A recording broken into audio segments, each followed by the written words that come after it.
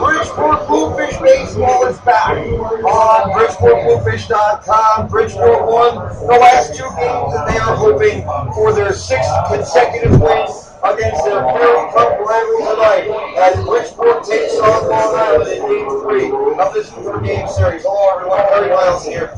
The Bluefish coming off of a big victory last night by a score of 8-4. There were a couple of late changes, including Colin DeLone being out of the lineup. It was a late scratch for the Bluefish. The determination is perhaps another day of rest, and perhaps again, one of their other outfielders some opportunities in the field, including their new signee, Peter Barrows, who just joined the ball club a few days ago. But yesterday, Long Island scored the final 4 runs of the contest. Bridgeport won 2 in a row. The winner may have stuck them there. See what unfolds in Game 3 tonight. The Bluefish will go Raymar Diaz down. He has been up and down this season. Ryan Del Rey for the right-hander, and finishing off 2011 with a record of 10-1. Second on team wins, and best win percentage with a minimum of 8 decisions on the Bluefish last season. Meanwhile, Bob Zimmerman, the former All-Star for the York Revolution, and is continuing to succeed in Long Island, will make his way to the mound for another start. And Zimmerman has done quite well this year, lasting 6 innings or longer in 4 out of 5 starts, and he's also allowed 2 or fewer runs in 4 out of the 5 starts. It is the Bluefish and the Ducks from Bethpage Ballpark coming up in less than 20 minutes. When we come back on the Bluefish broadcast, we're going to have starting lineups, we're going to have first pitch. Before that, it's going to be Kyle Zaleski, the right-hander who relieved Joe Bateman for the 9th inning. He was able to throw scoreless play. Talk about the Bluefish, talk about his journey up to these ranks, and talk about his interests as well outside of baseball. You're listening to Perry Miles on BridgeportBluefish.com. We'll be right back.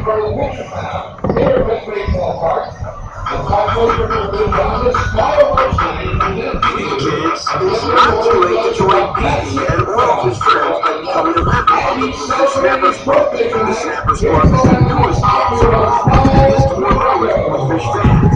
As a member of the Snappers Club, you'll not only get free entrance on Snappers Club, but you'll also get a membership card to show everyone your friend. Plus a special t-shirt that will help everyone become a member of the club. Every Sunday only, baseball cards members will also be invited on the field to run the bases just like the Bluefish do. We'll even receive a newsletter that will premiere on all of your favorite Bluefish players, along with all the things that the Snappers Club has to offer. To join the coolest club around, call 203-3453 or go to BridgeportBluefish.com/kids/snappers to become a member of Beatty's Snappers Club.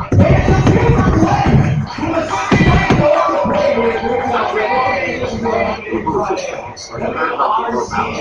Conveniently located in Fairfield, has an unparalleled team of baseball and softball instructors offering private instruction, games, team training rentals, and best of all, the chance to learn from an all-pro team, including my players who are doing my MLB pitcher. The Bluefish is very humble and strong. Open 7 days a week, stop in the main team. Call us 203-292-8600 and visit us on the web at clubhousect.com. Information experience. Advertising with the Bridgeport Bluefish is a sure way to make it a home run in your community. Since 1998, nearly 3 million fans have swung the turnstiles at the ballpark and Harvey Yard. Supporting their local team and Fairfield County's local businesses sponsoring the Bluefish is just the right thing to take your business in the direction you want. The proof is in the numbers. More than 70% of Bluefish partners renew their sponsorships annually, and the best part is there are tons of ways to get involved. Billboards, in-game promotions, giveaways, fish video four-days, radio spots, and much more. If the economy is sinking your business, it's time to get swimming with the Bluefish. To join the Bluefish team now, call any of our work office sales representatives at 203-345-4800 for more information.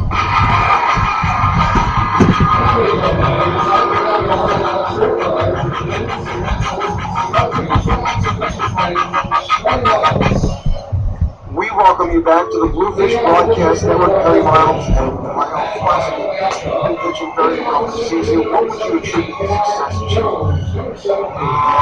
I think this year,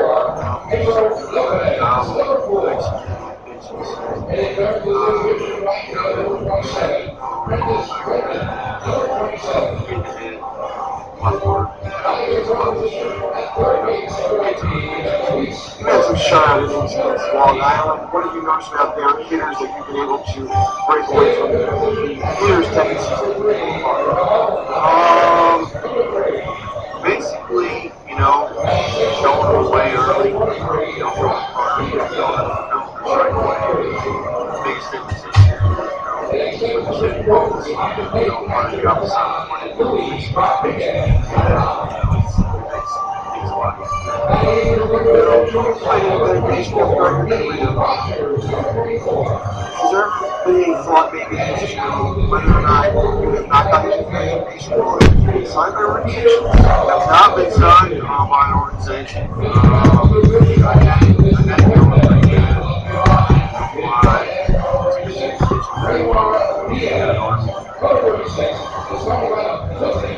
Put me out for a full year. Tried to rehab it. Came back. Eventually blew out that next year. So kind of so I haven't really got it going for long enough. It's got to be pretty good in the clubhouse. The struggle in the homestand with two straight around now 5 in a row. What's been the key ingredient? You know, I just think for whatever reason last year, I don't know what it was. Sometimes the team, you know, when you're on a team, for whatever reason, you hang a number. It doesn't matter what you do. You get a great shot out of the yard, smash, or you light up the smash. For whatever reason, you have to not get it. You get beat. For whatever reason, that's what it seemed like it was before. I was last year. You know, playing well against them. Playing good baseball. Not getting the first inning, getting one down, kept 2 outs. But you know, before that, you know, score, the guy, you know, one guys lined up on the rover. And say, yes, you know, for the second line. You know, just play solid, play pretty good. You warm up in the bullpen or before anything happens. Always see you and Rob lose toss in the football. Were you a football player back in high school? Did you have scholarship opportunities? I was not a football player. I wanted to be a football player, but I had some health issues when I was younger in high school that, you know, didn't allow me to play football. But he just likes to throw the football. I like to throw the football, so obviously we matched up this one. So Peyton Manning to Eric Decker this time around. Exactly. For the Bluefish. Exactly. So we're out there every day. It's every single day, first thing we do after, you know, we get stretched out and start going. One of the ways that I can recognize you down in the bullpen is my motion. The other way I can tell is that you're a tall player with long hair, like Bronson Arroyo. Was that by choice or? Not basically a little bit of when I was younger, growing up in high school and in college, I had coaches that were very strict about hair length. So I was forced to have short hair super early in my career. So as soon as I got an opportunity, I wanted to play professionally. It really didn't matter. I grew long and kept it long just because I liked it. So you follow after short ball Molly? I guess so. You've got one of the longest hair locks. And the last question, where did you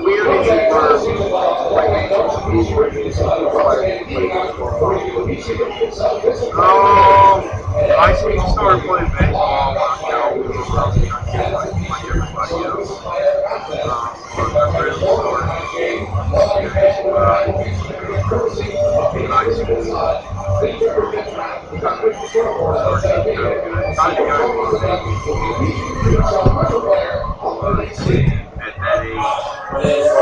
with my coach in high school. He was just a motivator. He said, push the right buttons. Got me.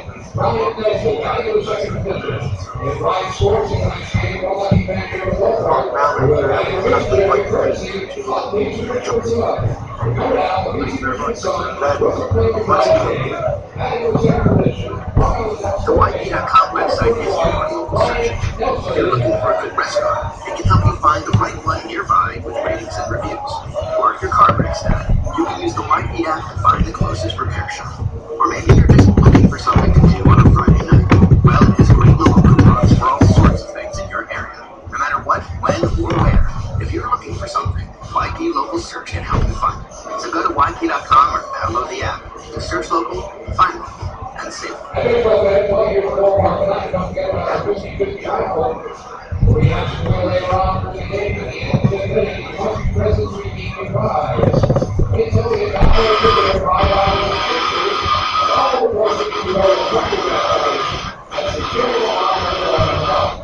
We bring you back to Bluefish Baseball on the Bluefish Broadcast Network.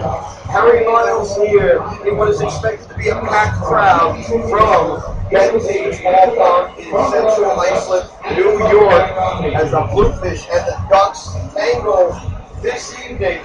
As Bridgeport has made a couple of changes to its starting lineup.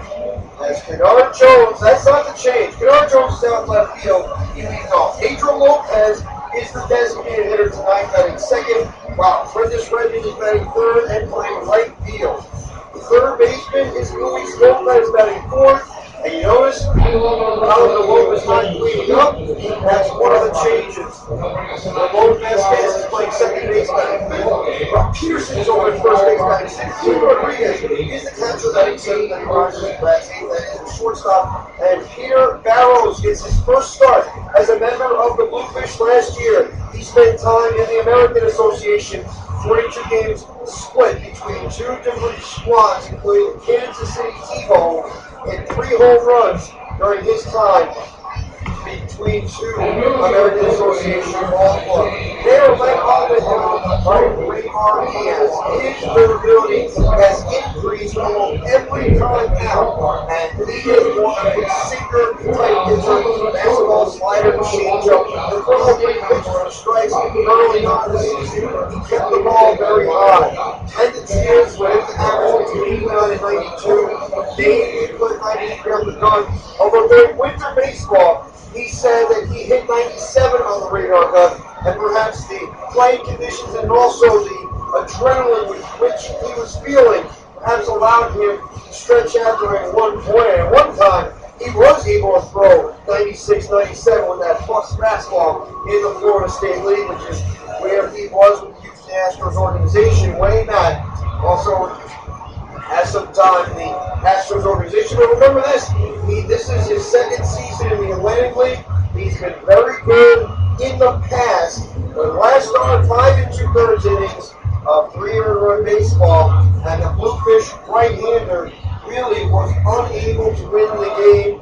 He has no wins and 2 losses on his resume, ERA of 9, as he hopes to shake off some of the struggles that he has faced during this season. He is opposed by Bob Zimmerman, the right-handed all-star from 2010 with the York Revolution. Right-handed pitcher, pitched in Long Island last year, was a combination of a bullpen guy and a starting pitcher. Now he makes his way into the rotation and has provided some outstanding starts for the Ducks. 2 wins and 1 loss, and ERA of 2.87. And last year against Bridgeport, year before, Gordon and Newark, much different numbers. 1 win, no losses last year, just 2 runs, none of them earned in 9 innings of work. He allowed a total of 9 base runners against the Bluefish last year in his 3 appearances, and also struck out 5. Bob Zimmerman will be assisted by this Long Island starting lineup. Greg Finnick is out in center field. He'll lead off. Brian Nelson is over at third base, batting second, while Brandon Singh is, I believe, the first baseman and batting third. Initially, it was supposed to be the designated hitter's role. That has changed slightly. Matt Esquivel is the right fielder, batting fourth. Wayne Everett is in the eighth, batting fifth. James McGowan, the speedster, gets an opportunity out there, batting sixth and playing left field. Wilbur Ortiz moves from third to second base to accommodate for Brian Nelson. Ortiz is playing second. Josh Johnson is tonight's starting catcher, and Dan Lyons rounds out the Long Island rotation with a record of 17 wins and 10 losses. Meanwhile, 16 wins and 12 defeats for the Bluefish. Bridgeport trailing by a game and a half in the updated Atlantic League standings. When we come back on Bluefish Baseball, we are going to have first pitch from Bethpage Ballpark. You're listening to Perry Miles on BridgeportBluefish.com. We'll be right back. We know there's only one thing baseball fans love as much as great Pilsner takes, and that's rooting for the home team. Because home is way better than away. Away is not where the heart is. Bringing away the bacon? Why? Bacon is delicious. Away is where you hang your hat. You should be hung up by your underpanties. So why root for the away team when you can root for the home team? With a great Pilsner taste of Miller Lite. Triple Up Brewed Miller Lite. Taste greatness. Miller Brewing Company, Milwaukee, Wisconsin. Great beer, great responsibility. Shark Tooth, Screwdriver, golf team from the golf trip that you never went golfing on. Grill fork, tuning fork, wood fork, drumsticks, a hotel key. Let's not talk about the hotel key. Needle nose pliers, a smart plug, a domino, a house key. There's lots of things you can use to open the new Miller Lite punch top key, but you'll always get the same thing, a smooth pour with less plug. However you punch it, it's Miller time. Miller Brewing Company, Milwaukee, Wisconsin. Great beer, great responsibility. Shark Tooth, Screwdriver, Skeleton Key, golf team from the golf trip that you never went golfing on. Grill fork, tuning fork, fork, the lucky fishing lure you snag, Alan. Sorry, Alan. Drumsticks, chopsticks in the place you met that Dallas-based flight attendant. Motel key, let's not talk about the motel key. Spark plug, domino, a house key. How do these things make Miller Lite from a can even better? Find out May 2012. Miller Brewing Company, Milwaukee, Wisconsin. Great beer, great responsibility. Miller Lite wants you to win the greatest weekend that never happened. The ultimate Vegas weekend for you and a buddy. Just collect Miller Lite taste points for your chance to win one of 100 Vegas trips being given away this summer for the big weekend. So grab Miller Lite and seize the summer at tastepoints.com. It's that easy, and it never happened. It's Miller time. No purchase necessary. Open to legal U.S. residents 21 or older. Void in California and where prohibited. Sweepstakes begins 5/12 and ends 8/12. For details, how to enter and complete official rules, go to tastepoints.com. Miller Brewing Company, Milwaukee, Wisconsin. Great beer, great responsibility. Don't check your rest or follow up with your supervisor, because Miller time has nothing to do with when and everything to do with who. Miller Lite is free for the guys who are proud and all your brothers. We'll always talk you out of getting that full on every time. During your bag swing, when you got your brothers and the light beer that tastes like a beer shot, it's not just a beer, it's a Miller time. Real beer, big responsibility.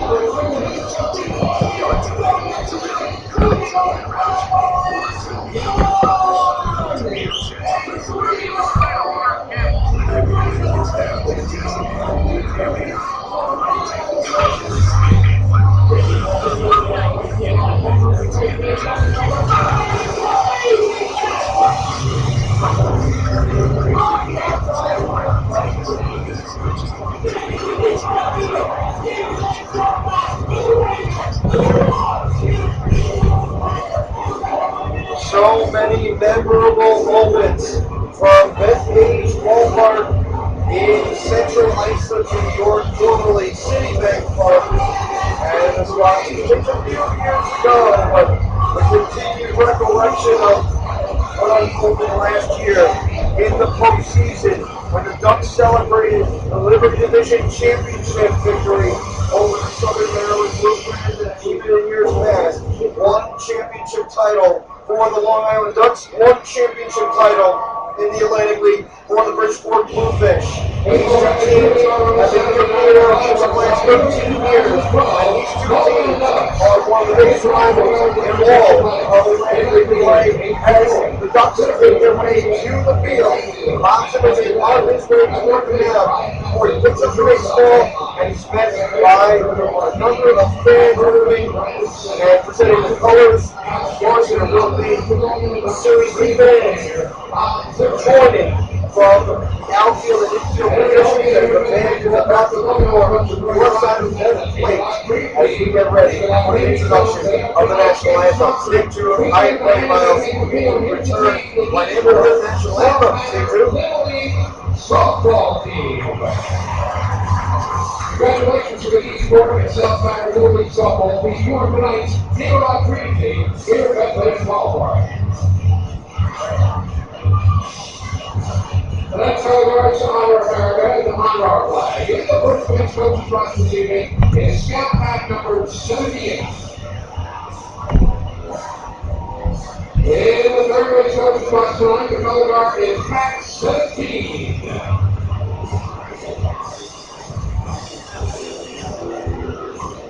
And now, ladies and gentlemen, once again, we have to please rise to go to caps. We are joined tonight by the Edna Louise Spear Elementary Band from Port Jefferson, who will lead us in the playing of our national anthem.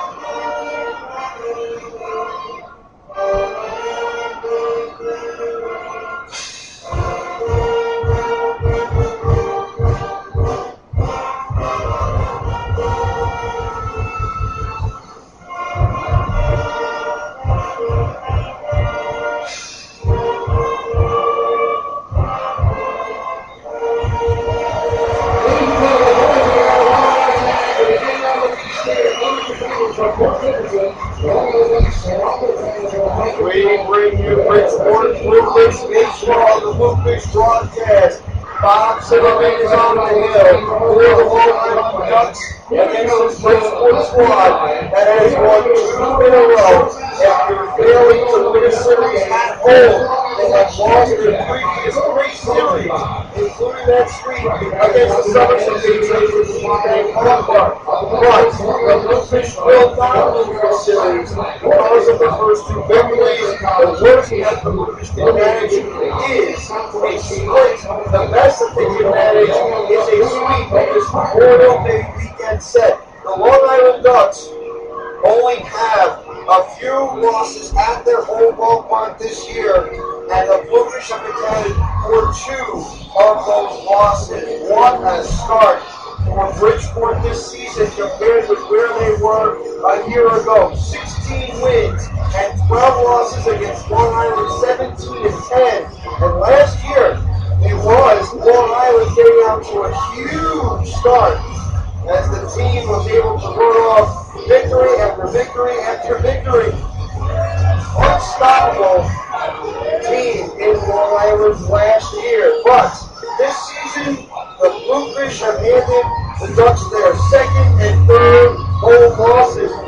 The Ducks entering this series were 11 and 1 at home. No more invincibility, as the Ducks have lost 3 of their last 5 at Bethpage Ballpark after starting out the year with quite a resume at this venue, which propelled them out to the margin, the advantage that they had in the early going. Kennard Jones leads off. He is followed in the order by Pedro Lopez and Prentice Redmond. A 7:05 expected first pitch has been backed up a little bit to 7:10 Eastern as Jones weighs in. The left fielder turned center fielder for tonight takes a first pitch strike on the inside corner.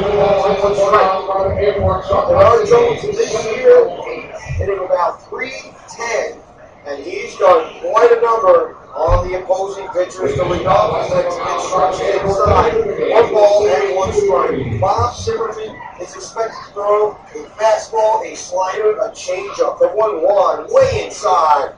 Jones and Zimmerman have faced off against each other, and they They've also been teammates. Jones with the Newark Bears and Zimmerman also with the Newark Bears back when they were in the Atlantic League a few years ago before leaving for the Can-Am.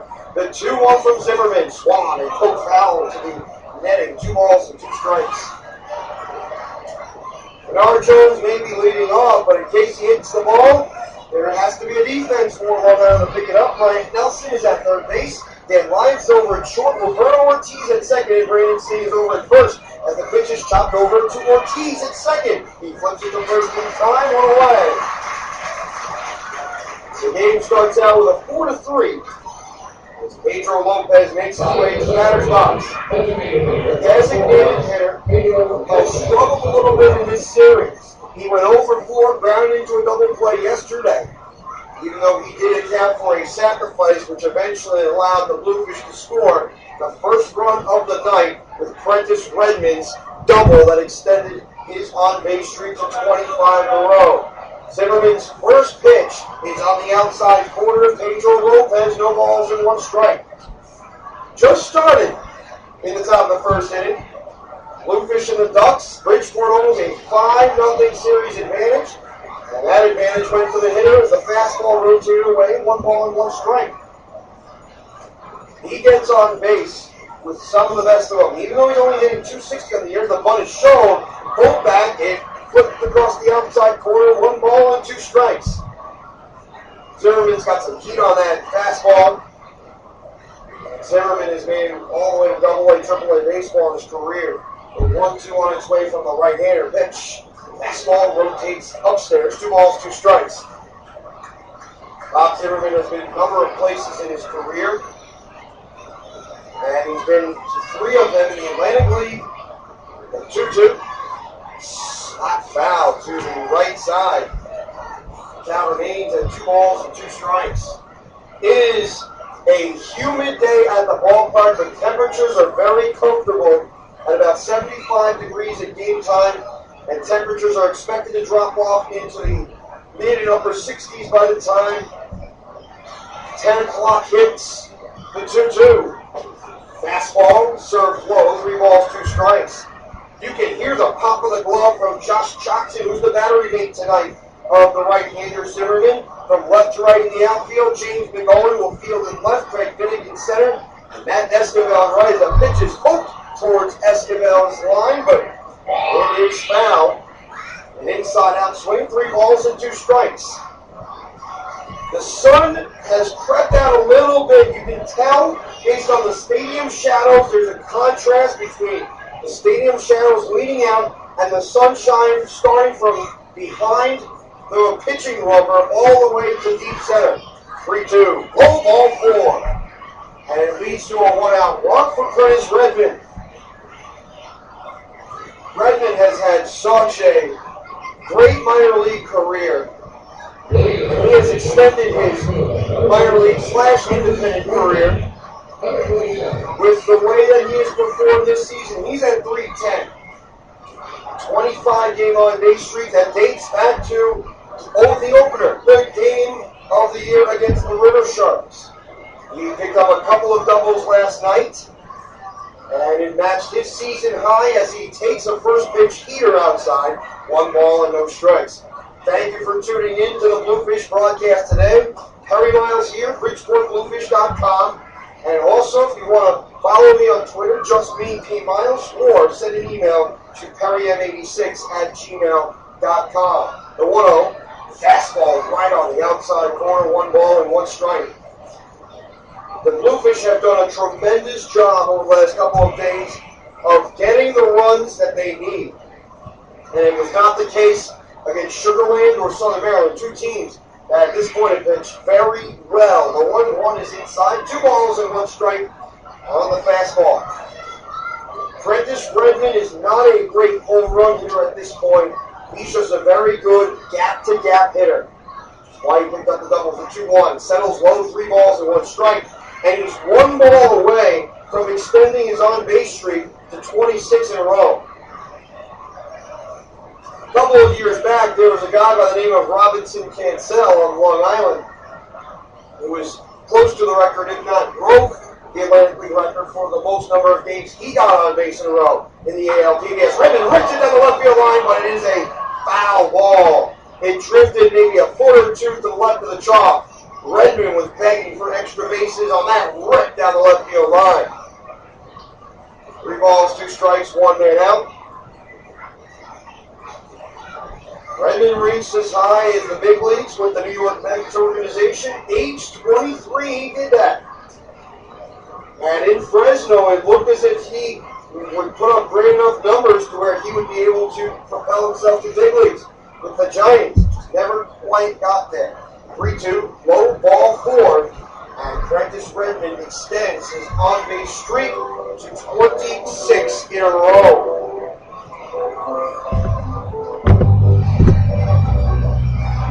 Brings up Luis Lopez. Colin DeLone getting a day off, at least for the time being. Not starting the starting lineup. Third baseman is a one producer.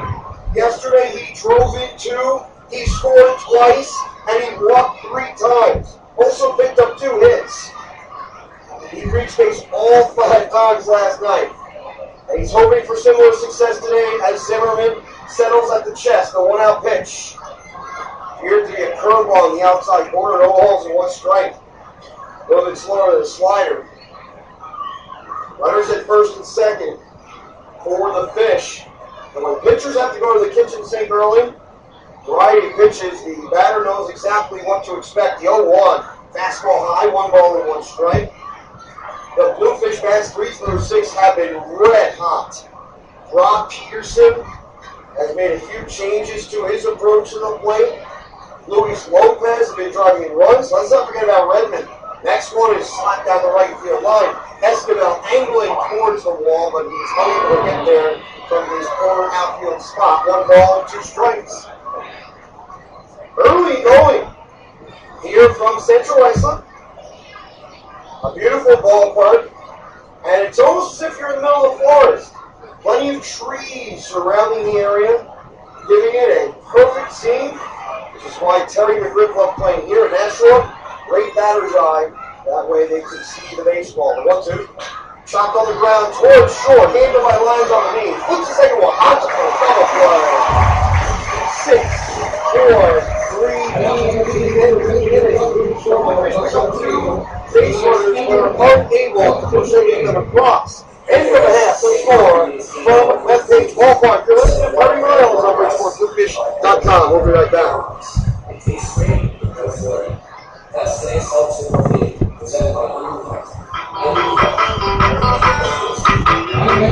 It's not too late to join me and one of his friends by becoming a member of the Bluefish Snappers Club. The Snappers Club is the newest club of all the biggest and early Bluefish Sounds like a little like behind. A little that's okay. not only free entrance on Snappers Club, you also get a membership card to show all of your friends. Plus a special t-shirt that will tell everyone you are a member of the club. Including Sunday home game, baseball cards, members, so we find money field to run the bases just like the Bluefish do.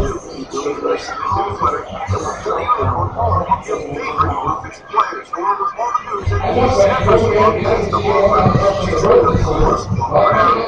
203-3454 or go to bridgeportbluefish.com/kids/snappers to become a member of the Bluefish Snappers Club.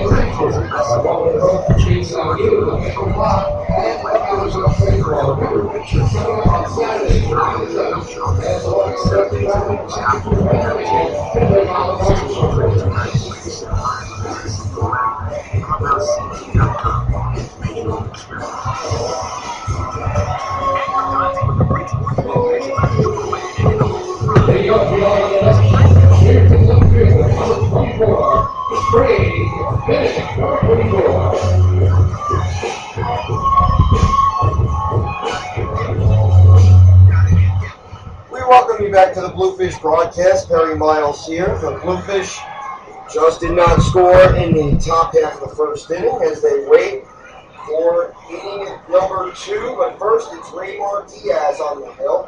And the right-hander winds, lifts his leg, and fires. First pitch, dives inside, 1 ball and no strikes. Bridgeport goes with this defense. Luis Lopez, Eddie Rogers on the left side of the infield. Ramon Vasquez and Ron Peterson over on the right side. Left field to right field, Peter Barrows, Bernard Jones, the next pitch is Sky in the air to right center field. Pretty well hit, but Prentice Redmond's on the move and makes the plays. He's backed up by Bernard Jones, who raced over from center field, one away on the F9 to set up Bryant Nelson. So Jones and Bryant center and right field for the pitch. Louis Rodriguez the battery eight today. For Raymar Diaz, it was suspected that Angel Flores would make his way to the Duck Pond tomorrow to catch the finale of this series, as the Bluefish will be throwing Isaac Hess to the hill tomorrow. The 1-out toss is on its way for Bryant Nelson. Did not start over the last couple of games due to lower body injury. The 1-out pitch is right over the middle. No balls and 1 strike. It is a righty-lefty situation for Bridgeport. Diaz stands tall, holds the glove at the chest. The 0-1. Fastball away. 1 ball and 1 strike. The Ducks come in with a record of 17-10. The Bluefish each of the last couple of nights have jumped out to a big lead. The 1-1.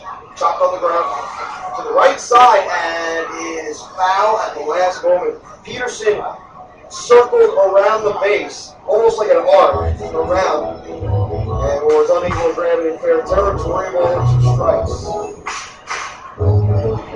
Bryant Nelson with 3 homers and 19 RBI. He's a former big league ball player. Plenty of stories about Nelson in his past.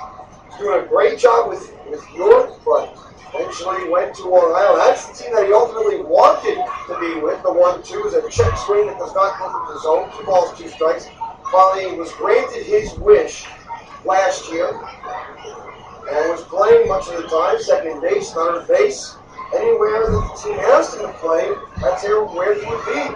2-2. Chopped on the ground to the right side. Handled by Vasquez. He flips the first in time, 2 away. It is a 4-3 on the putout. And brings up Brandon Singh.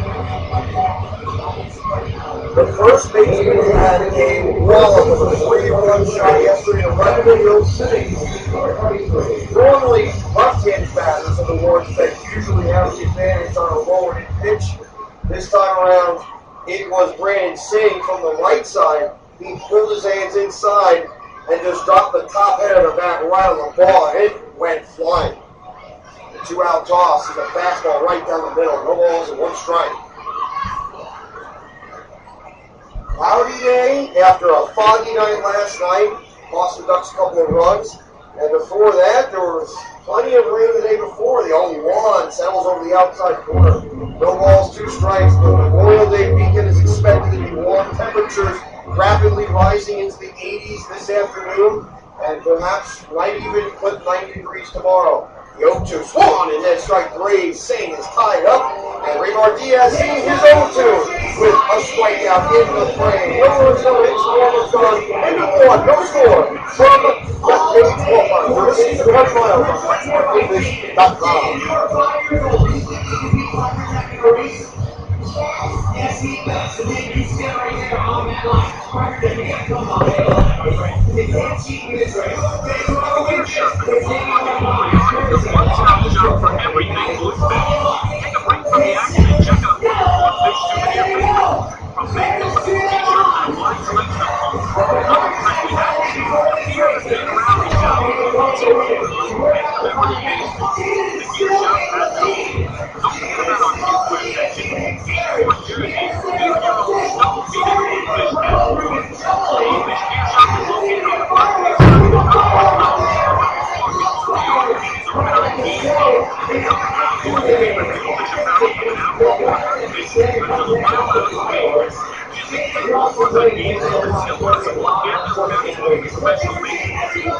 Check out the new Bluefish online store at bluefish.com.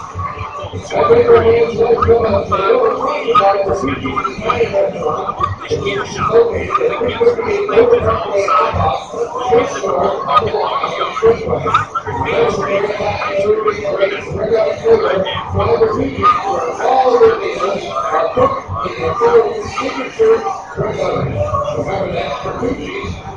Good day, folks.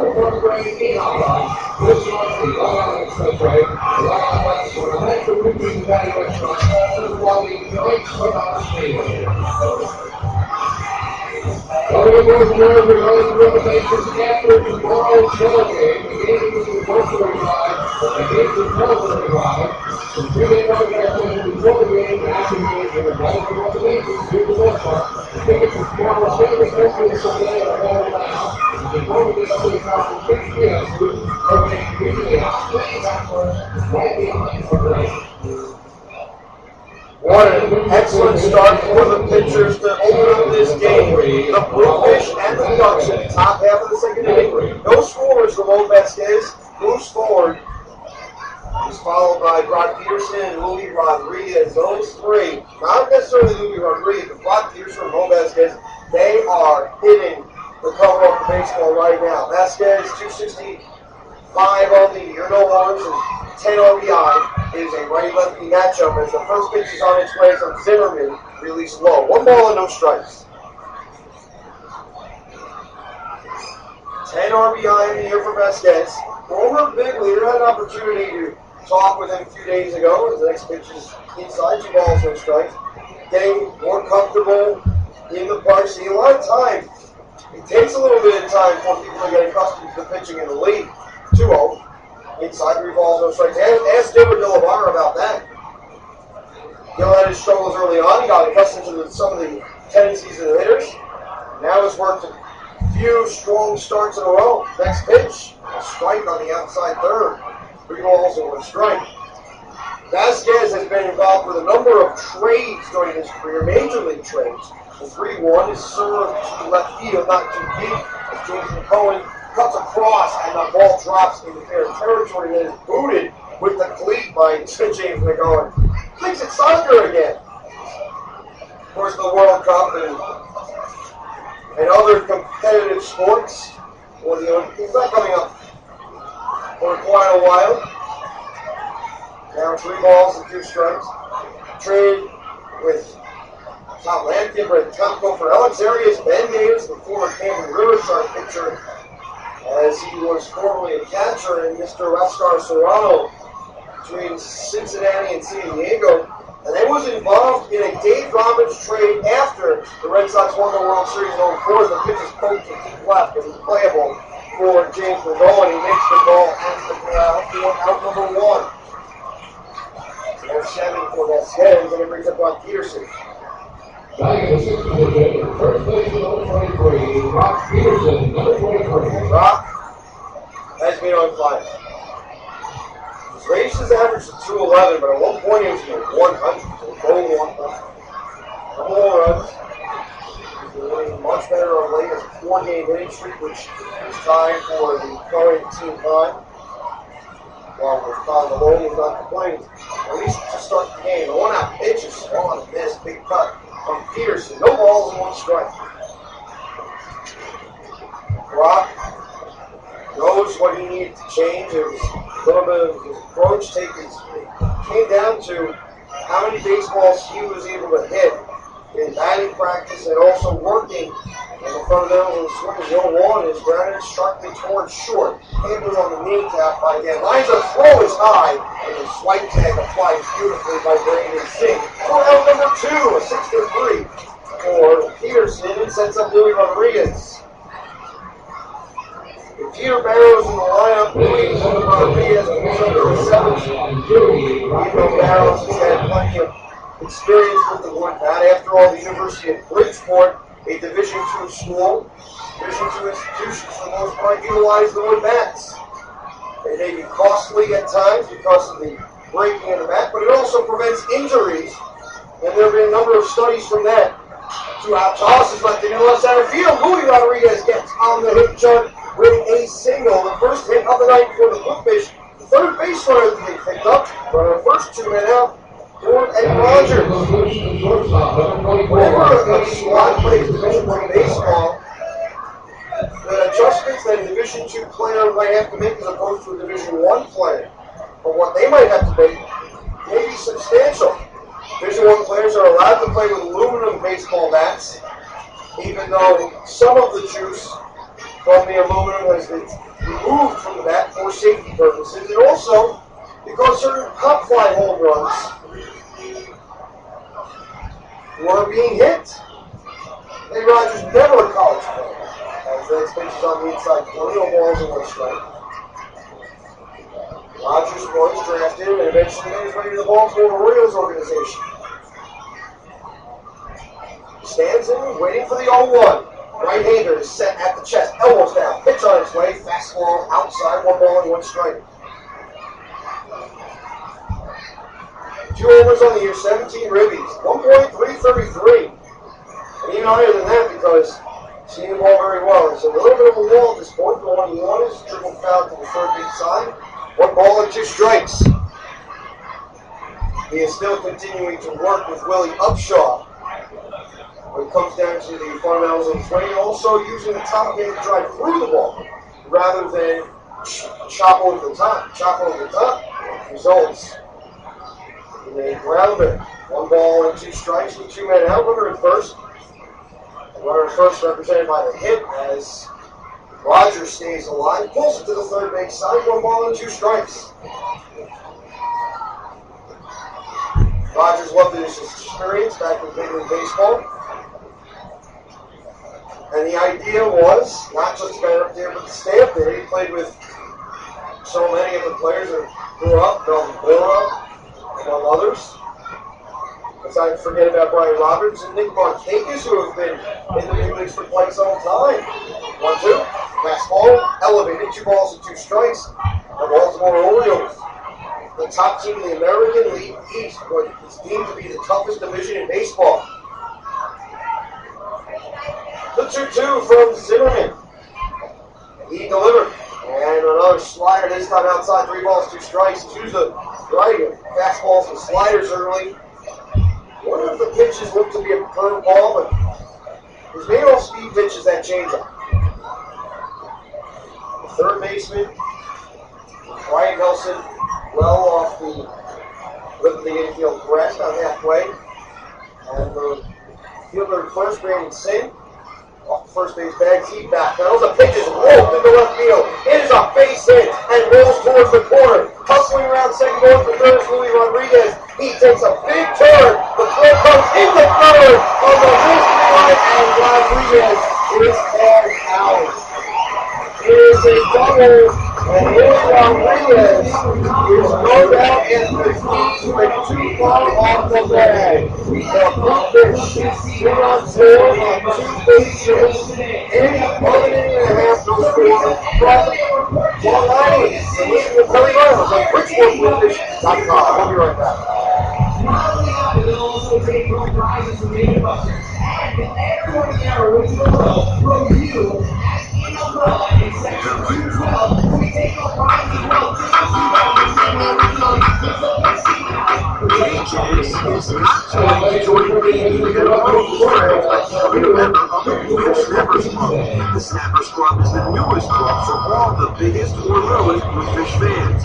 As a member of the Snappers Club, you'll not only get free entrance on Snappers Club Days, but you'll also get a membership card to show all of your friends, plus a special t-shirt that will tell everyone you're a member of the club. After each Sunday home game, Baseball Punch members will also be invited off the field to run the bases just like the Bluefish do. You'll even receive a newsletter that will fill you in on all of your favorite Bluefish players, along with all the news that BB Snappers Club has to offer. To join the coolest club around, call 203-345-4800 or go to BridgeportBluefish.com/kids/snappers to become a member of the Snappers Club. He was experienced very nothing clubhouse. He loves being finished. As an unbound team, baseball team of instructors offering primary instruction, camps, team training, macros, and basketball. Chance to learn from all the home team, including Mike Bridgeport, former MLB pitcher, and the Bluefish is very humble young shark. Open 7 days a week, stop at D19. The call is 203-292-8700. Visit us at the web, clubhousect.com. Get major league experience. Advertising with the Bridgeport Bluefish is a sure way to hit a home run in your community. Since 1998, nearly 3 million fans have sponsored titles from the ballpark and home yard. Supporting their local team and Fairfield County's home businesses sponsor the Bluefish is just the right thing. No confusion between number 99 Wayne Gretzky and the Long Island Ducks number 99 Matt Esquivel. As he steps up to the plate, righty-righty situation with Raymar Diaz, standing tall like a statue, then gets out of his approach and delivers a first pitch strike that borrows on the outside corner. No balls and 1 strike. Esquivel right now, Red James, the going 4, 5, and 6 lead order for Long Island, the 0-1. Swung on and dribbled to the right side. Handled by the first baseman Pearson about halfway between. And the throw to first on the long underhand flip is in plenty of time for the first out. A 3-1 in a unusually long period of time. Esquivel not fleet of foot, which allowed Pearson to get to the ball before the second baseman Ramon gets to cut the ball. And approached by Raymar Diaz to make his break towards the first base side. With 1 away, it brings up Ray Navarrete. The designated hitter has 3 home runs this year. But in years past, he's hit 20 plus, and he's been a formidable force. At the dish, the 1-out toss from Diaz sent over the inside corner for another strike. No balls and 1 strike. The Bluefish pitching, especially the starters, have been stout in this series. Gilbert Delomaro, 6 innings, 1 run baseball, Paul Sierra 7 scoreless last night. The 0-1 is a fastball, high 1 ball and 1 strike.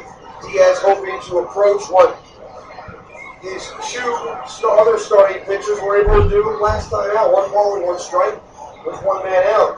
2 hits to the fish and nothing for Long Island. 1-1. Fastball squeezed away from the corner. 2 balls and 1 strike. Navarrete has his own fashion design company called Digby, and there were 3 other players that were involved. Chris W., former big leaguer for the Pirates, was one of them. The pitchers knocked out the right. 2 balls, 2 strikes. Sean Burnett and Josh Burwell. And he thought, or at least Navarrete said that the manager of the alternative team, Dale Sweeney, thought that what they were wearing was outlandish. And one of the people that supplied some of the financing for the new fashion design company is Navarrete grounds it towards the middle and through the center field for another base hit. It's the second one of the game, or third one of the game. 2 of them for the Fish and 1 of them for the Ducks. The first one of the day, the first base run of the day against Raymar Diaz this season. Number 18. And Dale Sweeney nicknamed them the Digby Tribe because of how outlandish the clothing that they were wearing was. Joe Cuervo, the longtime friend of Navarrete growing up Long Island, and of course, both of them attended Seton Hall University, came up with this idea, and Navarrete needed a 50-50 partner. He got one of Mr. Cuervo's. The fastball was outside, 1 ball, and no strikes. And that same Mr. Cuervo was, at the time, working at Merrill Lynch in Maryland. 1 ball and no strikes with 1 man out.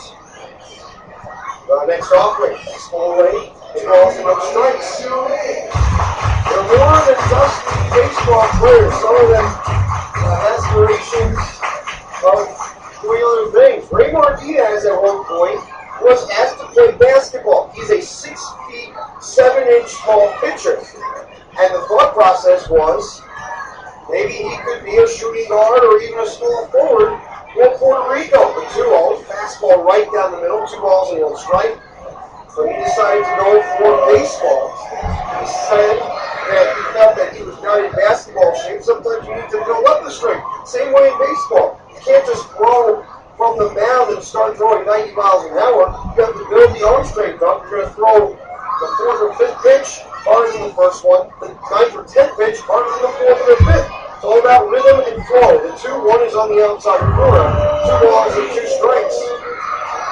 And these pitchers, they have to establish the rhythm in such a way that they do not feel any uncomfortable patterns on the mound or do not feel uncomfortable in general. 2 balls, 2 strikes. Diaz lifts his glove up to the shoulder pad. He stalls for a moment, lifts his leg, and fires. Fastball just got it off the plate. 3 balls and 2 strikes.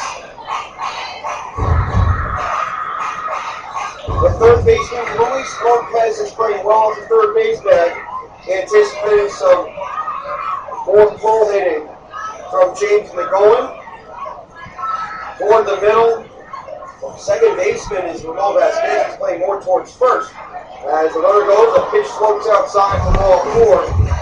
James McGowan is on first base. Runners in second for Long Island Central Islip.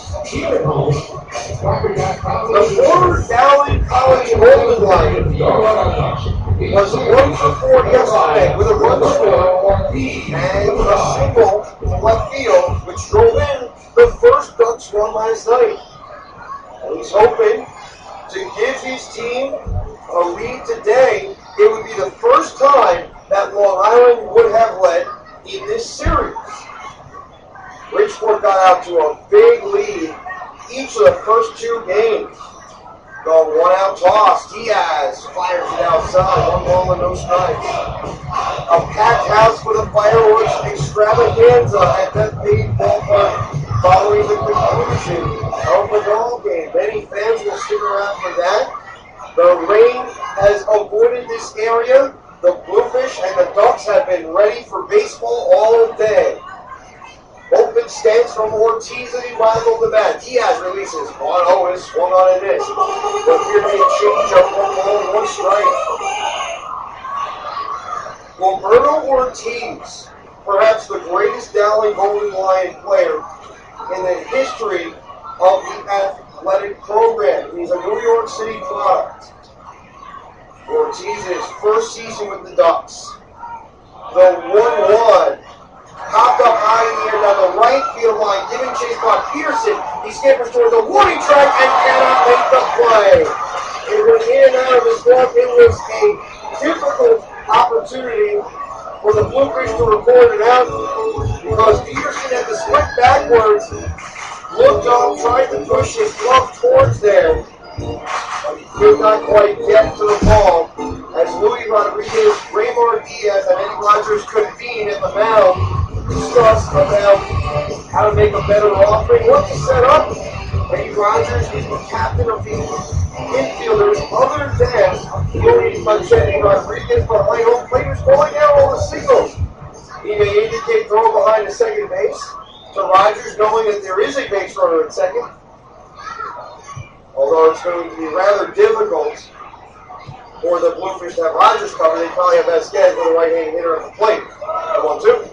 A check swing foul, up to the right side and into the concourse area. A kid scampers right near the garbage pail and picks it up. 1 ball and 2 strikes. A sold-out Bethpage Ballpark in Central Islip. Fans littered from line to line for tonight's action. Diaz, the 1-2. Well outside, 2 balls and 2 strikes. The first inning, Diaz was able to get through with relative ease. The second inning has been a little bit more confounding. Diaz hoping to figure out how to record the next 2 outs against the Ducks in the second. The 2-2. Swung on it. Looks like the third. Given by Lopez. He throws the second. Double play.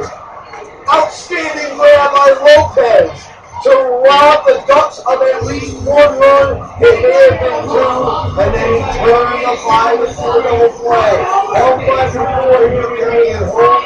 No runs, 1 base hit, 1 runner left on the cross of the 2. At the end of 2, Bridgeport and Long Island are scoreless. So this is your first mile on BridgeportBluefish.com.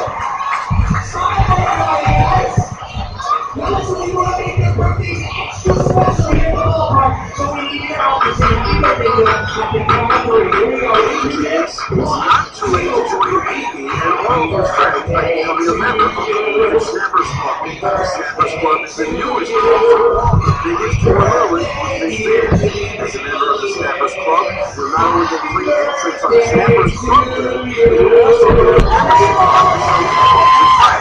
This is a two-step everyone if you are a member of the club. Every Sunday morning, baseball bunch members will also be invited on the field to run the bases just like the Bluefish do. You'll receive a newsletter that will fill you in on all of your favorite Bluefish players, along with photos and the Snappers Club basketball players. To join the Blues around 203-3453.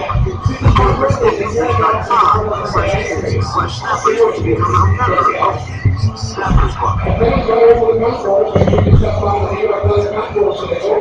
And bringing boys and girls with you and have them sign up to the Child ID program. Brought to you by our good friends from New York Life. Each man is participating in the program and any winning official. One of them autographed baseball from Dugout Blue Beach directly. It's a free raffle. Make sure you stop by the New York Life table on the main console and China Place and the raffle to win that autographed baseball from one of the Dugout Blue Beach directly. We'll be announcing the winner later on during tonight's game.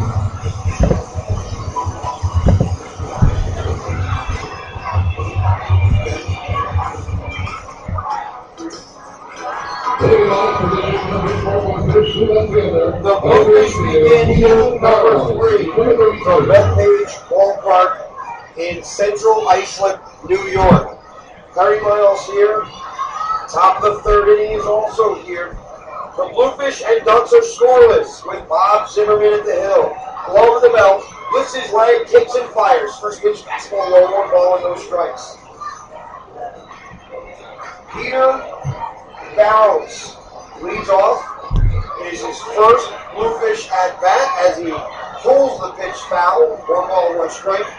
We discussed earlier about his success at the University of Bridgeport. Him, Gaetano Jutta, and a few others that were lost after the 2011 season. Jutta tried out for the Fish, did not make it to the team even though people walked away that he was able to fly around the bases and also play defensive pitch stroke into the right side and stand on the move by one away.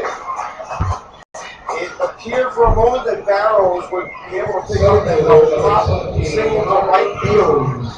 It winds up being a P4 on the score sheet to set up Kennard Jones. Jones is up for 1 with a ground ball, 4-3 in the first. Jones, when he's been always trying to get into fashion design. He has his own clothing company, but he's hoping to get even more recognition. First pitch is on the outside corner, no balls and 1 strike. Sure, he and Ray Navarrete were able to convene about certain products and certain advice that Navarrete would make. The 50 grand over the first, he was like singing, takes it in half, away. 3-1 for Jones. Quickly, 4 pitches and 2 outs. Pedro Lopez moves forward. Walk on his resume. Designated here, number 4. That's what he's doing. Getting on base with efficiency. And heading into today, he is one of the premier players in terms of on-base percentage. The first pitch is a fastball outside, 1 ball, 1 strike. Take a look at the way that Pedro Lopez made it on base, 38% of the time, not too bad. It's the outside corner, 1 ball and 1 strike. And that percentage going on to go off, is able to reach base and go off. The next base is right on the outside corner, 1 ball and 2 strikes. Below at 430 with his on-base percentage, which leads the team for his Redmond up there as well. Off the key walk in the first inning as 2-2 slides outside, 3 ball. Or rather, the 1-2 slides outside, 2 balls and 2 strikes. Now moving quickly for Zimmerman. He waits and unleashes pitches inside, 3 balls, 2 strikes. And the one thing that you notice about Zimmerman, he is working very quickly. He's not allowing the batters to establish a rhythm. As soon as he gets the ball, 5 seconds later, the next pitch is released. Means that he's not using all that much energy. The 3-2 is served down the right field line of play as it appears to be a couple rows of seats in the second set of stands down the right field area. 3 balls and 2 strikes. Sun is falling behind the clouds, light fixtures are on. The birds flying around. He's making their way toward the north as the 3-2 is low ball 4. Another walk surrendered by Bob Zimmerman. He's allowed 2 hits and 3 walks to this point. Eventually, the Bluefish could take advantage of those situations. They're good enough offense to where they can do that. Bridgeport has scored plenty of runs this year. Matter of fact, they're amongst the top teams in runs scored this season with 151. Redmond swings at the first pitch and sends a high drive that will stay in the yard. It's in left center fielder, Craig Kinnick. Goes into the ball on the ball. Craig Kinnick reports depth, center fielder. There. After 1-1, no base runners score. It is Bridgeport and Long Island scorers going to the bottom of the third. You're listening to Perry Miles on BridgeportBluefish.com.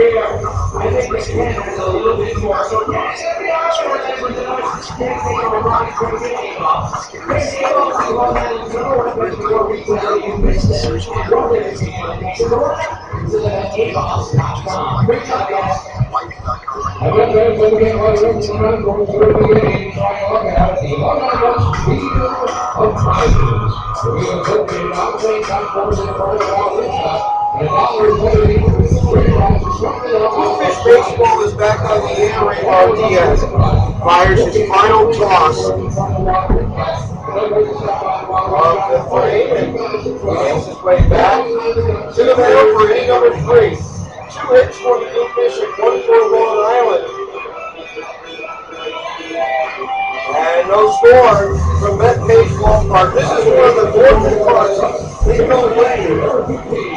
Looking about 5 miles away from the shore, maybe even closer than that, as the Bluefish and the Long Island Ducks take place for Game 6 of this season series. No score here as Diaz stares in for the side. He looks, and the right-handed batter Josh Johnson steps up. The first pitch to the catcher is inside. 1 ball and no strikes. Josh Johnson himself is a backstop. The 1-0 on its way from Diaz. Lopez hanging around third base. Next pitch is slow line stroke to right center field. That's a base hit as it heads towards the alley. Cut off by Bernard Jones into the gap as he flees it in to the second baseman Ramon Vasquez. It is a leadoff single for Josh Johnson. He has had some kind of success in this series.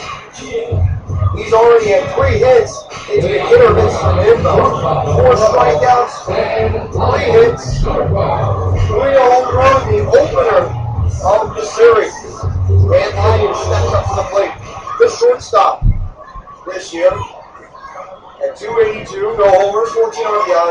He's not a power threat, but he is one of the best defensive shortstops in this league and was credited as being one of the top shortstops in the history of Golden Gophers baseball for Minnesota. The first pitch is a fastball right on the outside corner, no ball, no strike.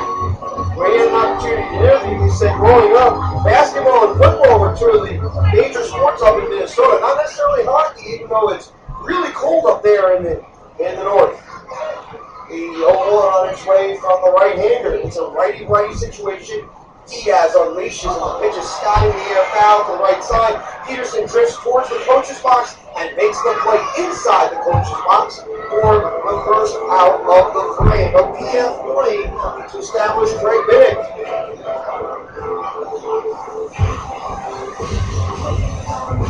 Biddick, a fly ball to right field in his only debut tonight. Luis Lopez, very familiar with Biddick's tactics. He's at the limit of the infield grass, anticipating a possible bunt. The one-out toss with a runner at first is inside. 1 ball, no strikes. Bridgeport will make another trip to the Duck Pond 2 weeks from now. It'll be the same road trip. Features Southern Maryland for 3 and Bridgeport for 3.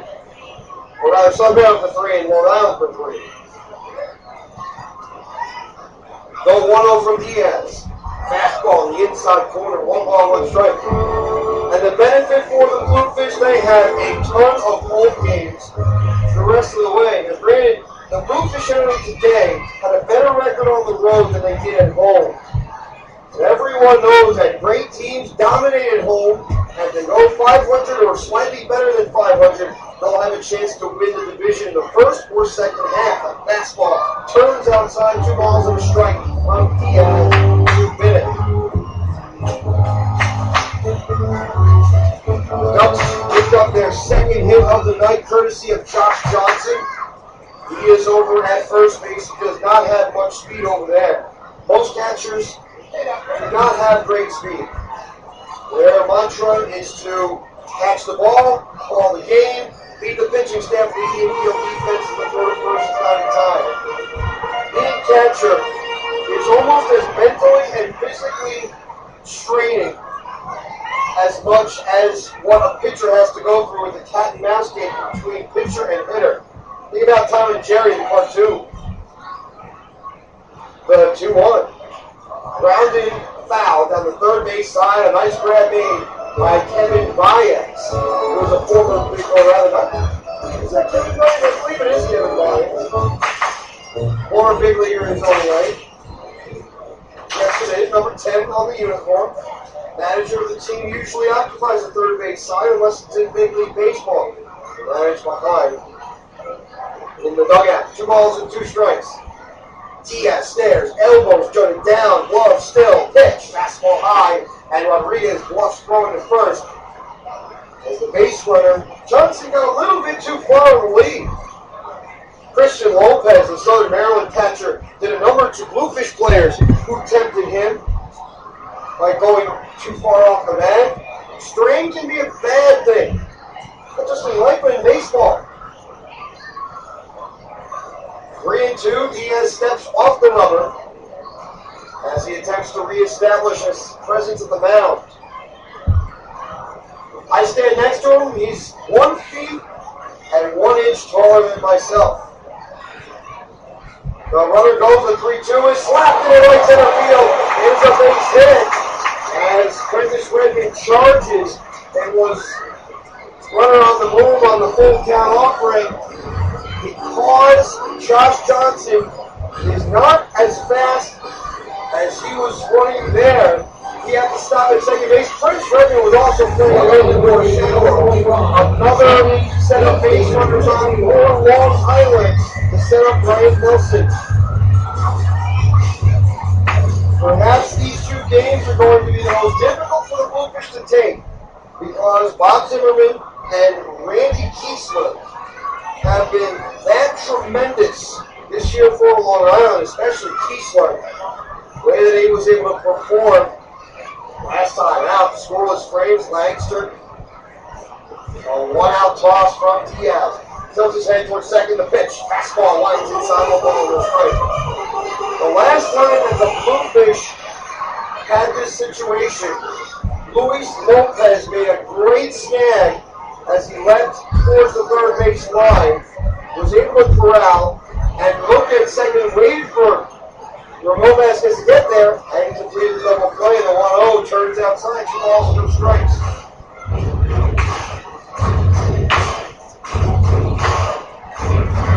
Brian Nelson,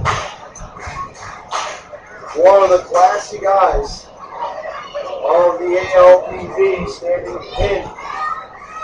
He has weights of at the top. Almost down, 2-0. Swung on and ripped down the right field line. Here's a base hit. One run scored. The second inning period. After 3 days, the division is a 2-run double for Brian Nelson as the Bluefish find themselves down by a score of 3-0. That pitch was ripped. Stanzo Gizmo only to score. The question was whether or not Blake Vinny would make it all the way around. The answer has been a definite yes.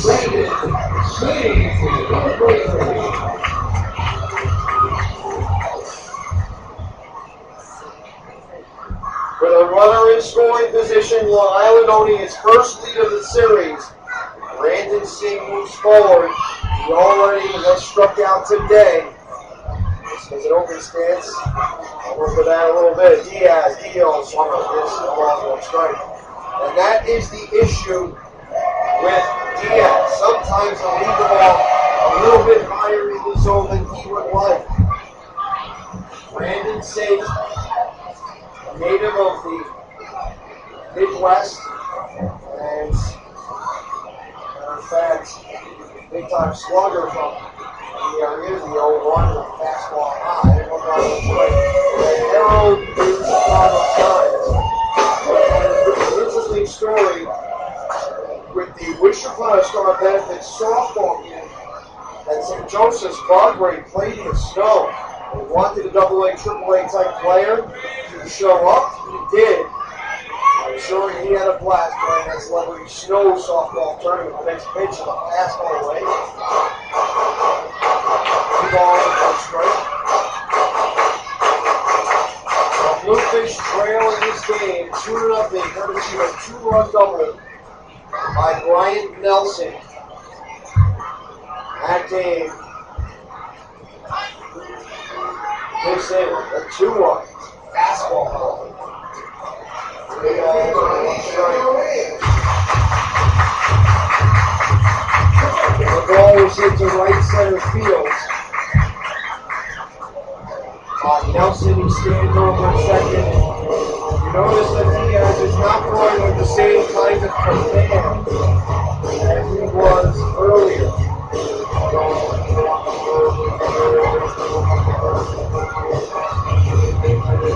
Brandon Singh struck out.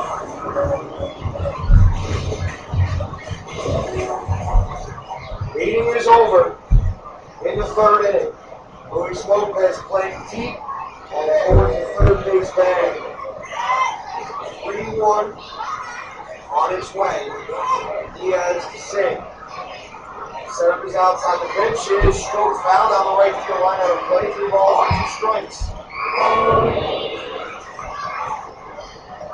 If there is no double play ball, but Brandon Singh, Matt Escobar would have a chance to play for Long Island. Shortstop Eddie Rogers back on the lip of the outfield grass. The second baseman, Ramon Vasquez, teetering between second and the second base bag, and the pitch is outside ball 4. 3 straight base runners have reached against Diaz. Willie Upshaw makes his way from the dugout to the mound, and we will see if Diaz is able to escape further trouble. One would think that this would be the first visit. He would not be removed from the game. The fans from Brandon's First couple of innings for Diaz, he gave us 2 base runners, 1, 2, 3 runs. Second frame, he was a single run to Never over the straight he's been hit on the yard. He also last year rated C at Christendale to the batter's box.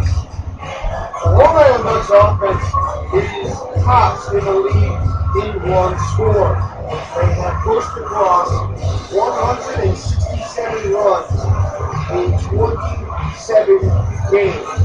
That is almost 7 runs per ball game. And the fact that the Bluefish were able to hold this juggernaut of the offensive team down to just 4 runs in each of the first couple of games in this series shows how the Bluefish pitching has stood tall when they have needed to. The challenge presented, the challenge answered with the refuting of the Bluefish. The 1-out toss for Diaz. Looks at second. She's lighted heels. Up on an inside-out swing. Out of play. 1 ball, or 1 strike rather. 2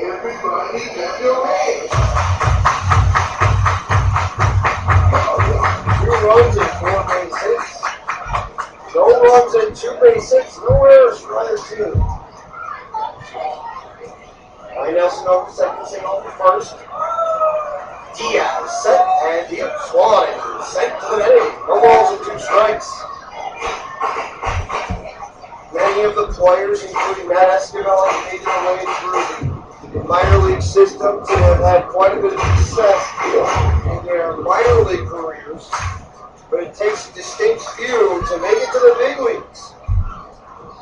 It's a very daunting task to overcome. Even if you are in the system, when you're in independent baseball, a little bit tougher. The 0-2 to Swan in the high in the air. The deep left set up the front goes reaching back. He won't get there as he has to play off the wall and spin wide in. It's a 2-run double. And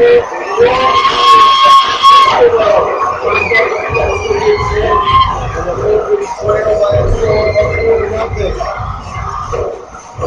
Ryan Nelson and Brandon St. come to the plate. The Ducks have responded in the 3rd inning after being held off the score sheet the first 2 of the ball game, and Raymond Diaz puts a hit for the Ducks out there. They have made a few mistakes with the hitters. Any mistakes they don't take advantage. These guys are learned. Some of them have made it to Major League Baseball before, and some of them have been fixtures in the Atlantic League, such as the batter coming up in Ray Navarrete. The 1-out toss, runner goes, pitch outside, corner strike for a bird on his line. Stolen base from Escobar. And people must remember this. The Bluefish may be one of the highest scoring teams in the league. But when the opposing team scores first, it is awfully difficult for the Bluefish to make their comeback. And they've had an under 500 record when they've had to make those comebacks, even though they have several wins as the pitch is inside, 1 strike. 10 come from behind victories, yes, but when the opponent scores first, the Bluefish are 8-9, compared with when their team scores first, 8 wins and 3 losses. 1-1. Swan and Rick base hit left field. Another run scores as Escobar comes to the plate. The Bluefish are down by a score of 5-0. At 1 point, there's really upside. I respect for the bullpen versus the Cars. Not seeing anyone in the bullpen. Right now, the moving Green Marquia, we expected that Upstrong might be moving to work a few more innings. Adam Diaz at least to not expose his bullpen, because tomorrow is an early game. Remember that. It's not over yet, obviously, but it is an early game. It's going to take a lot of energy for the players of first pitch fastball on the outside corner, balls and 1 strike. Many of the players are accustomed to playing a 1:35 contest, but not after playing as many successive games at 7 o'clock. The clocks go off, same way that with Colin Malone, how that happened, the 0-1. Basketball on the outside corner. No balls, 2 strikes. Everything in baseball is about rhythm. Timing of the hands, getting to the baseball. Timing of the base runner, trying to steal second off of the rhythm of the pitcher. The 0-2. Foul tipped at the plate as McGowan stays alive. Unless there is a double play ball, the Long Island Ducks are going to battle around in this inning. 1 man out. Raymar Diaz and Luis Lopez get together to the left side of the mound. The perspective of the press box right behind home plate. No balls and 2 strikes. Bottom of the 3rd inning, Long Island has jumped out to a 5-0 lead. Diaz. His legs parallel to one another to set. Love at the shoulder legs. The 0-2 is upset high here. He goes to the field. Reagan on the move. He won't get there.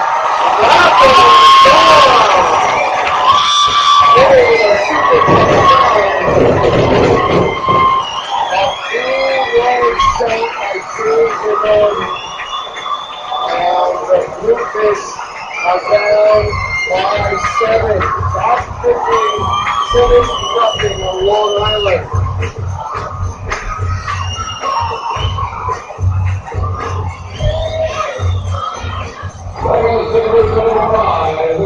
That may have been the biggest hit of this game. The 2 runs on the right center to cap off most of the scoring in this inning as the next pitch is high, 1 ball and no strikes. Roberto Ortiz represents the 9th batter in the inning to bat. Going 1-0. Swan and tips it out to right field. It dunks in. 4 base hits. Precious Redmond sends the ball to the second baseman, Ramon Vasquez. And it brings up Roberto Ortiz, or rather Josh Johnson. A Long Island Ducks have responded in a tournament and they've been held up the score sheet and Willie Upshaw makes his way to the mound to make the ball to the bullpen. This ball to the bullpen is in by Prudential Annuity. Prudential Annuity going to bat our community. 7-0 is still over the runner at first base while we return on BridgeportBluefish.com.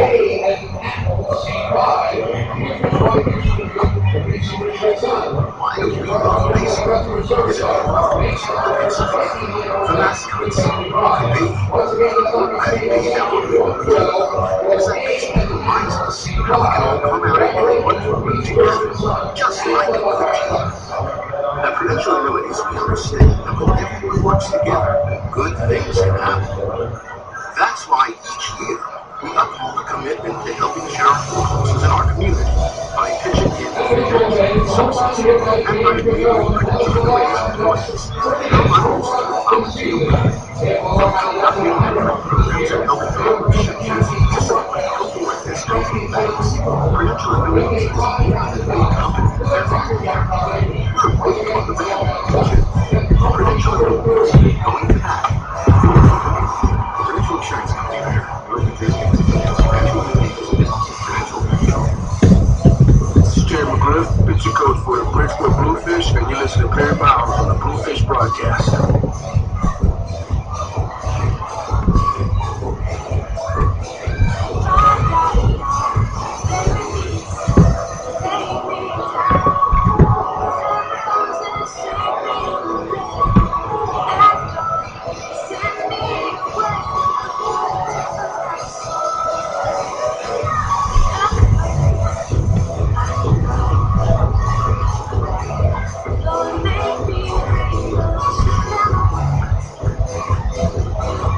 Bridgeport Bluefish baseball is back from the duck pond in Central Islip, New York. This ball to the bullpen. Presented by Prudential Annuity. Prudential Annuity, going back for our community. New pictures, the newest member of the ball club. Win Pelser. 17 ERA.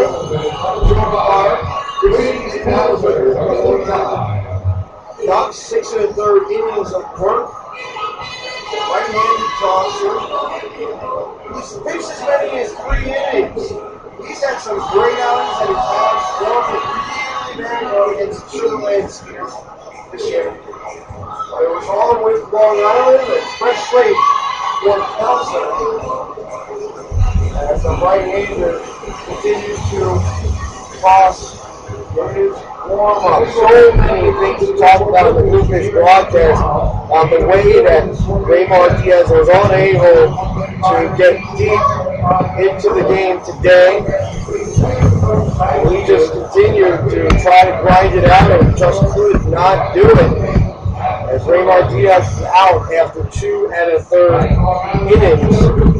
Win Pelser has gotten deep into baseball before, a professional since 2005. A right-handed pitcher born in 1986, so he's 25 years of age, he'll be 26. He played in the SEC with South Carolina's made his highest AAA baseball with the Norfolk from Pelser. He was drafted by San Diego, 9th round. And he was originally used in a trade by the Padres to the Orioles for Miguel Tejada. As the next pitch lines up at the outside corner. 1 ball, 1 strike. 1 man out. Skip off, and the next pitch is low and in, 2 balls and a strike. Roberto Ortiz is over at first. Josh Johnson is at the plate. He had a single in this inning, a run scored as well. It's a nightmare today for Diaz. The next pitch will be inside corner, 2 balls and 2 strikes. You wonder with that start whether or not Raymar Diaz will be able to cover his next time out. If there is a next time, that Pike had a great bullpen. Today, the 2-2 is a rocket and goes off the gloves of the shortstop Lee Rogers, a triple to left center field. It is a base hit by Josh Johnson, his second hit of the inning. It establishes runners at first and second for Dan Lyons. Howard Jones had to play the ball in. Dan Lyons popped out and fouled ground to first. Bluefish had won the first 2 games. We're hoping to get a clear barrel with a shot. From the early going, it's been all Long Island. So all because of the pitching. One out toss, fastball on the outside corner. No balls and 1 strike.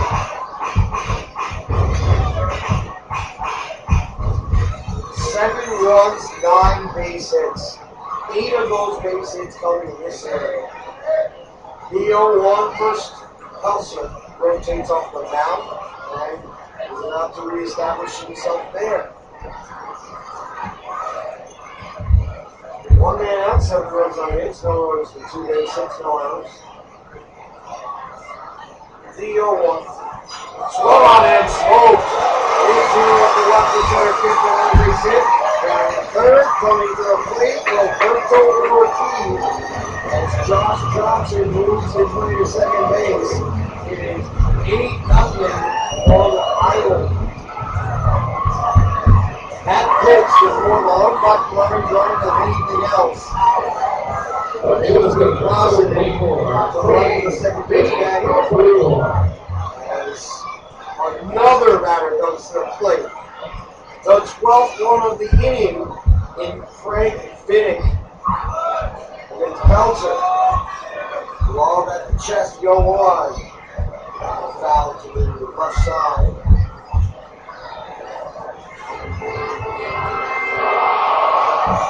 Bennett 1 for 2 with a single run. Fly ball to right field for Bennett.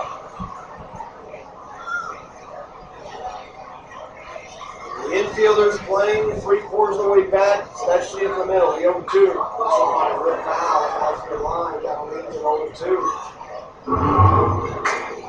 Hitting at 274 after his hit from the left bat.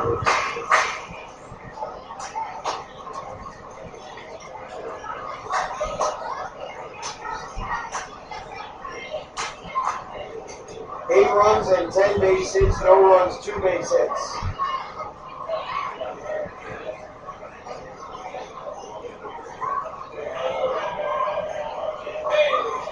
Time is called as the catcher Louis Rodriguez put up his hand.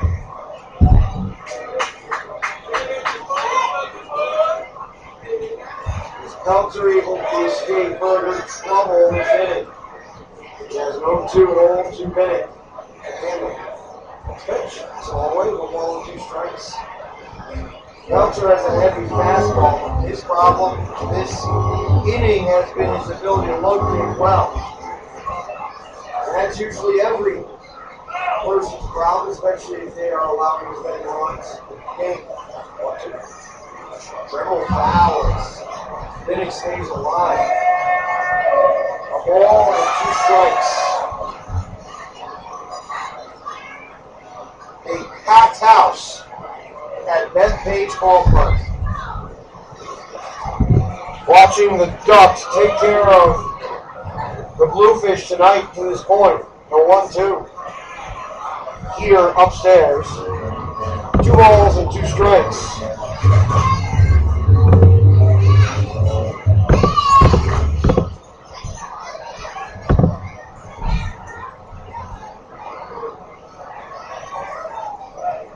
Standing in against Pelzer again. Louis Rodriguez setting up, and the next pitch nearly hit Bennett. Or appeared to be a breaking pitch. 3 balls and 2 strikes. Last night, the night before, Bridgeport got out to a big lead and were able to hold off Long Island each time. First one more so than the second one because Long Island only got rid of 4 runs last night. 3-2 stop on the ground. Third handle by Lopez, sets the bag 1 off the first double play. And it's the inning of a 5-3, but not before the Bluefish gave up 8 runs on 9 hits. A runner left on end of 3. Bridgeport trails by 8. You're listening to Barry Miles on BridgeportBluefish.com. We'll be right back.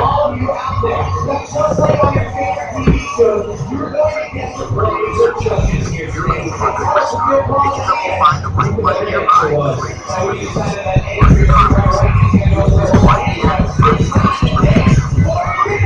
Looking for something to do on a Friday night? Well, there's great local cook-offs for all sorts of things in your area. No matter what, when you there, if you're looking for something, YB Local Search can help you find it. So go to YB.com or download the app. Search local, find it.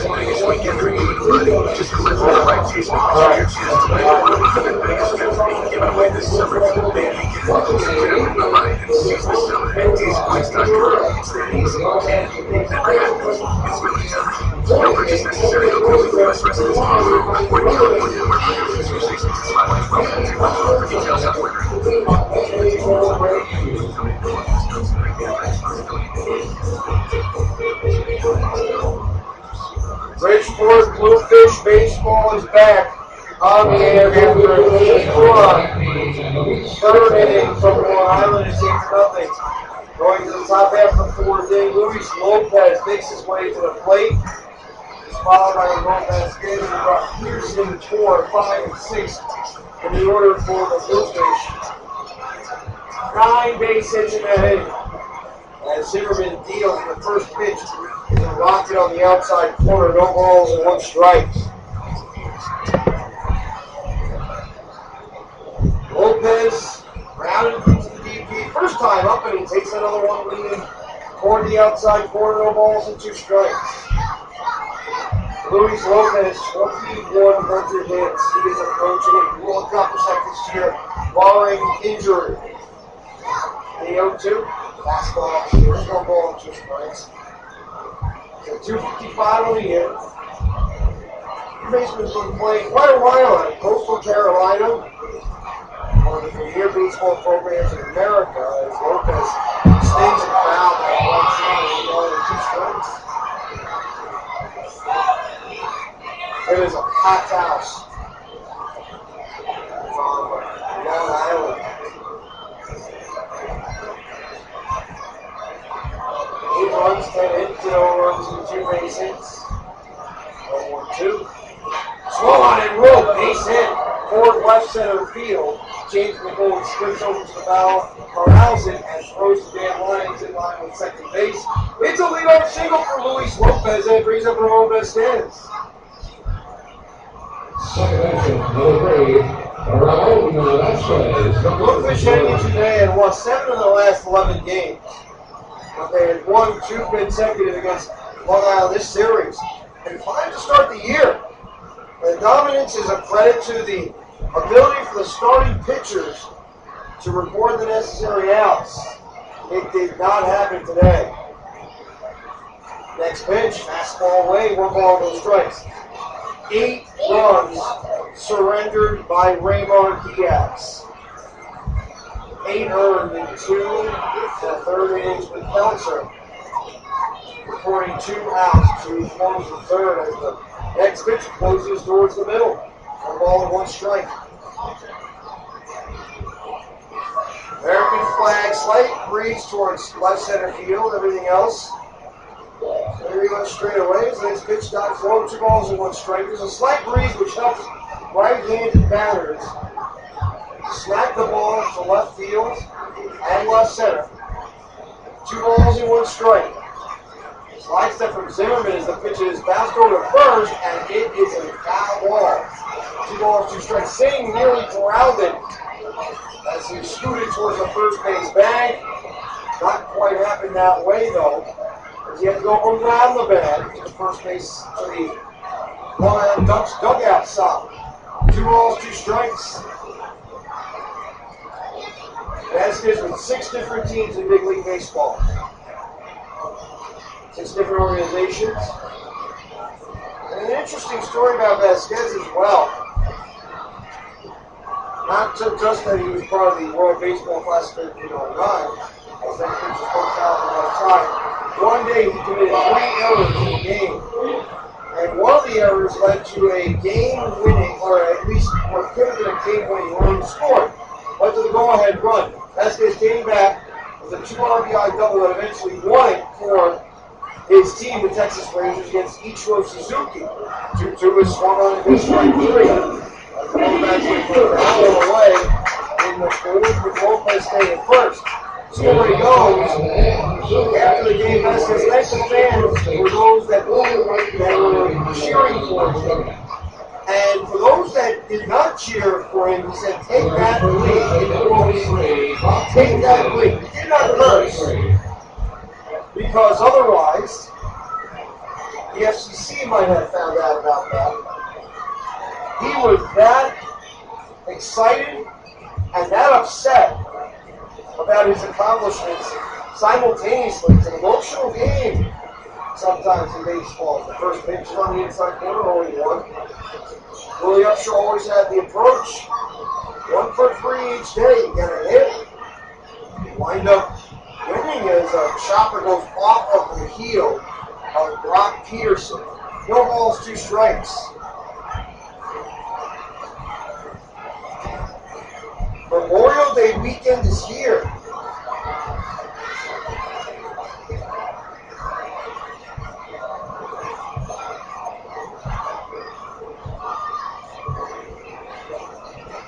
And many fans, many people are enjoying the beach. Many people are also enjoying the festivities of the Memorial Day Parade. Some of them enjoying on the baseball game. The 0-2. Check swing. Did not go around 1 ball and 2 strikes.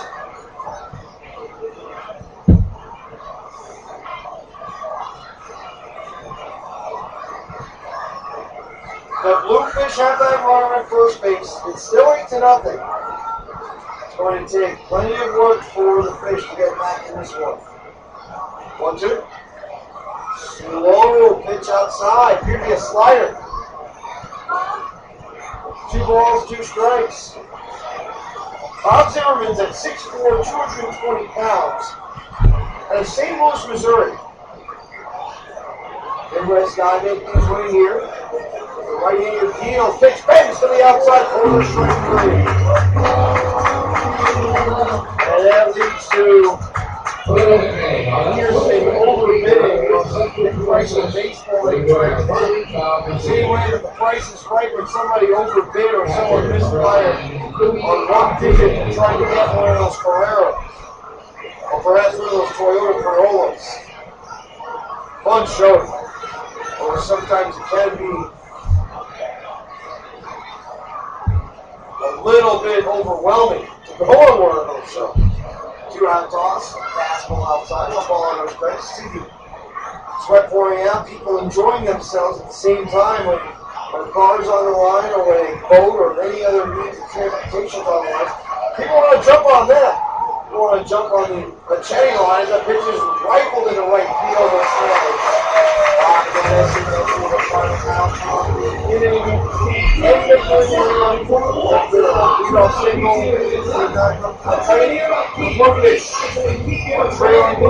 You're listening to Barry Miles on Bridgeport Bluefish. We'll be right back. Everybody wants you to win the greatest weekend that never happened. The ultimate biggest weekend for you and your buddy. Just collect your collections for your chance to win one of the 100 biggest trips being given away this summer. Big weekend. So grab the bike and seize the summer at tastepoints.com. It's that easy. It never happens. It's Valentine. No purchase necessary. Only legal U.S. residents. 24 California.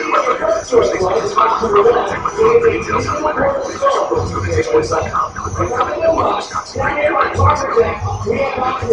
Don't change your rest. Our following is because Valentine is not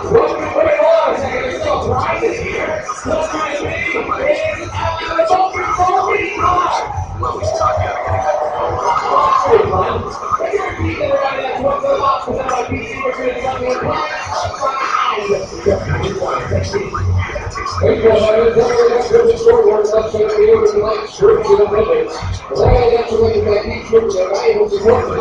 and trying to make it for Jefferson. That's the end of the league elementary school to play the national anthem this evening. We are happy for joining us here. And here we are with the group on the park to the top 5 and get more information about the your group of Benjamin Swamp for Saturday, 191 training ball.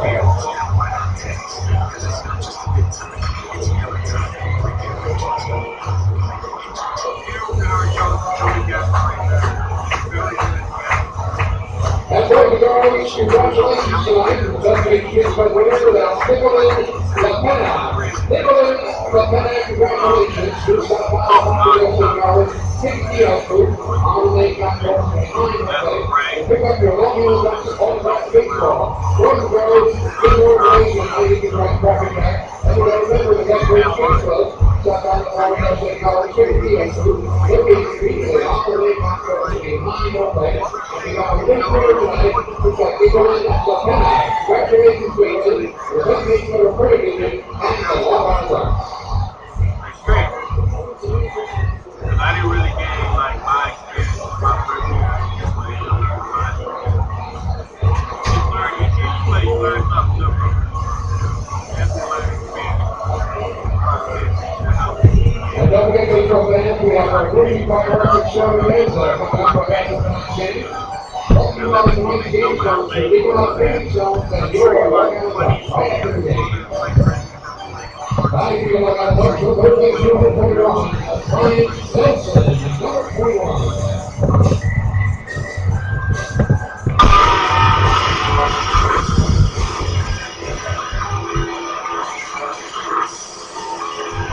Bluefish baseball returns to the bottom half of the fourth inning. Bridgeport trails by a score of 8-0 as the right-hander Peltzer is in for a second inning of work today in the last 2 outs. Of inning 4, the first pitch of the fastball high, 1 ball and 2 strikes. 8 runs, 10 base hits, no runs and 3 base hits. No errors on each side. Two teams are getting ready to go back to it. Peltzer takes on Nelson, and next pitch is again outside, 2 balls, 1 strike. They will try to go as long with Peltzer as they possibly can. And knowing the situation at hand, you might see a Mike Tarsi out there. You might see Bateman in there again. So 2 runners outside, 3 balls, 1 strike. Bluefish bullpen is rather deep. Big difference in this game is that 8-run outburst from Long Island in the 3rd inning. 3 balls and 2 strikes. Right-hander Peltzer deals, and the fastball is upstairs for ball 4. So Brian Nelson walks the leadoff inning 4, and it's a Brady save. Thank you so much for tuning in to the Bluefish broadcast tonight. 30 miles here. And it really wasn't good matchup until the Ducks came up with the 8 runs. The Bluefish had their fair share of runs on side as well. They got out to 8 complete. The Ducks battled back a little bit. Scored 4 runs in the 8th to make the score look a little bit more respectable. In the end, the Ducks were unable to really get anywhere further than that as the pitch gets way outside. Counts as a wild pitch. As Louis Rodriguez, no way he snagged the baseball. 1 ball, 2 strikes. Packed house at the ballpark. 1 ball, 2 strikes, nobody out. Peltzer against Singh. Next pitch. Hit him. Brandon Singh took a pop on what appeared to be his arm, takes off his elbow guard, takes off his shin guard, removes it before he jogs over to first base to set up that Escobar. And it appears as if Erica Ventura, the Bluefish trainer, is heading out to check on Louis Rodriguez. He may have gotten hit in the knee area.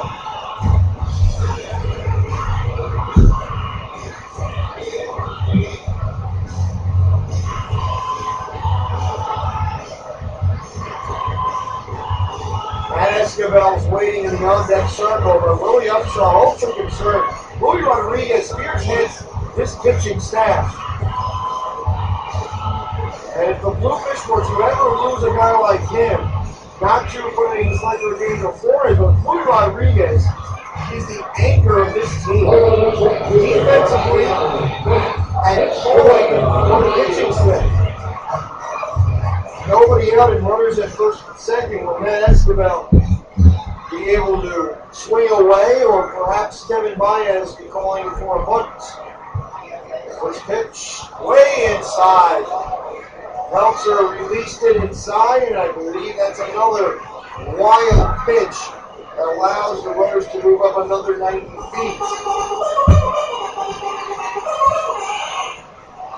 Jordan Peltzer does not quite have right now what he needs. It's been a little bit erratic as Terry McGriff quickly jogs out, tries to increase the right-hander's confidence.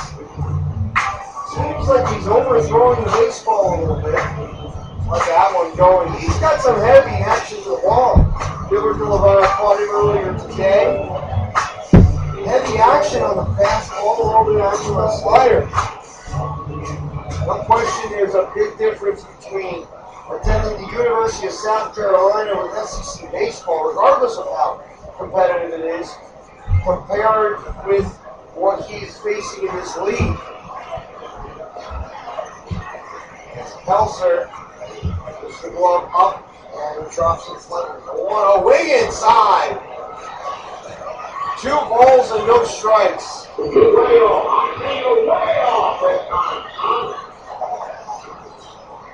He keeps on throwing fastballs, but they're well outside the strike zone. He throws very hard. Righty, 2-0 on its way from Pelser. Heels. And the fastball is inside again, 3-0. There is a base open, but the Bluefish would like nothing more than to at least have it at 8. 3-0. Low ball. Oh, low, but hold the strike on the knee. 3-1, late call. Indicated by Matt Beaver, the home plate umpire. Matt Hensel's over at first. Chase Edmondson is the third base umpire for today. 3-1 is chopped to the ground to his third. And Kelly Lopez already bobbles. The first runner of the game for the Bluefish on the lead 5. And sets up Ray Navarrete. A pair of singles for Navarrete and Esquivel now 1 for 3 on the day. Number 16, Ray Navarrete, number 16. Navarrete, the designated hitter,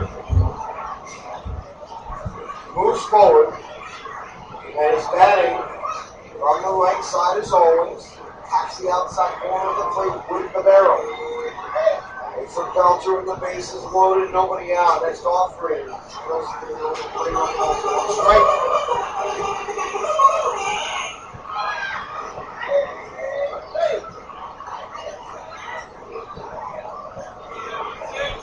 The Ducks threatening for the second consecutive inning. They hope to put up more runs. The 0-1 slides inside, got beyond Rodriguez. Covers before any decision to be made from Brian Nelson, located at third. Brandon C's over at second. That is on the clock. 1 ball, 1 strike. Bottom half of inning 4. Bluefish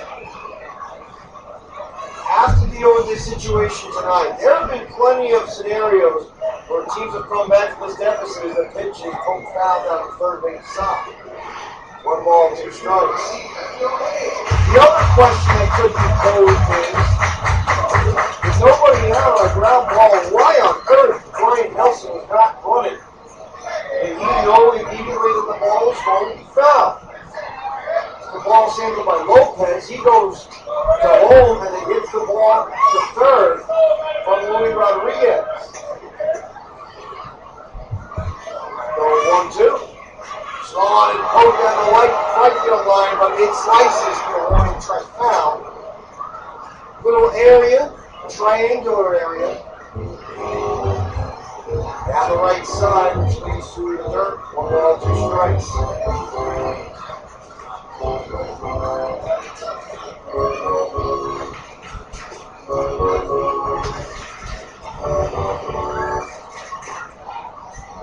One ball, 2 strikes, and nobody out.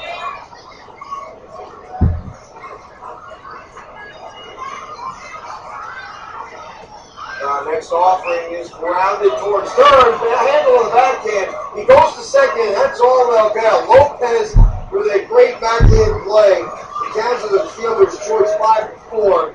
But an RBI comes with it as Brian Nelson comes to the plate. Brandon C moves over to third, and then Esquivel is eliminated. Long Island has a 9-0 lead. Willie Upshaw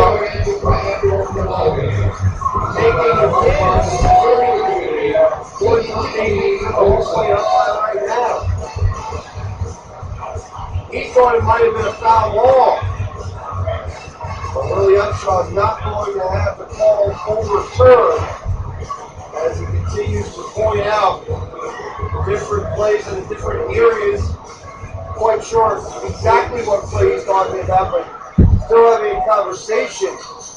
Open up by Matt Beaver. Is listening to Upshaw and seeing what his complaint is, but it's continuing. It's getting a little bit more fiery as Willie Upshaw puts his hands on his belt and continues to talk. See if Matt Beaver has any more restraint he did as Willie Upshaw continues to talk before he finally goes back to the dugout. That was a close one. He could have been thrown out of the game, but Beaver showed his patience, and Willie Upshaw must have had some great statements made to Beaver. 1-2. Or rather, the first pitch is inside with ball, no strikes. No! It was a foul ball. I do apologize. So Willie Upshaw was definitely complaining about that ball being a foul ball. It's called late, so no play. Brian Nelson is on score. He has to return to third. Single to second. 2-2. Script on the ground, foul to the right side. 2 balls, 2 strikes. We're going there for that RBI. Average still remains to play. It may help the Bluefish in the long run. Since there's a force at every base. Not to mention, it could go to the plate if ground balls in toward goaltenders. 2-2 from Pelzer. Hopped up to the middle of the diamond infield fly rule. In effect, as the batters automatically ruled out. The shortstop Rogers makes the catch at the P6 on the score sheet. And it sets up James McGowan. A good pitch made by Pelzer. Got it inside. Willie Upshaw has seen enough. He's on the field to the bullpen. Points on the left changer. Just pushed out the game. The base still loaded. 1 man out. 5 man for 4th inning. This whole defense presented by Real Ceremony. Next week, quarterback for our community. We'll be right back after this on Bridgeport Bluefish.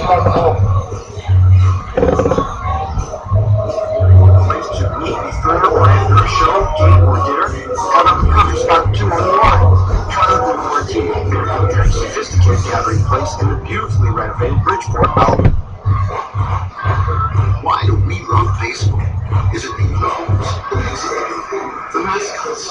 Could be. Or could it be that what we really love is that baseball reminds us how we can all come out ahead when we work together, just like a good team. At Prudential Annuities, we understand that when everyone works together, good things can happen. That's why each year we uphold a commitment to helping charitable causes in our community by pitching in financial resources and by enabling Prudential Annuities employees to help others through volunteer work. From conducting mentoring programs and helping homeless shelters to supporting health awareness and food banks, Prudential Annuities is more than a big company in Fairfield County. We're a big part of the community too. Prudential Annuities, going to bat for the people. Prudential Insurance Company of America, New York, Prudential Annuities is a business. Prudential Financial. This is Ted McGriff, pitching coach for the Bridgeport Bluefish, and you're listening to Barry Bauer on the Bluefish broadcast.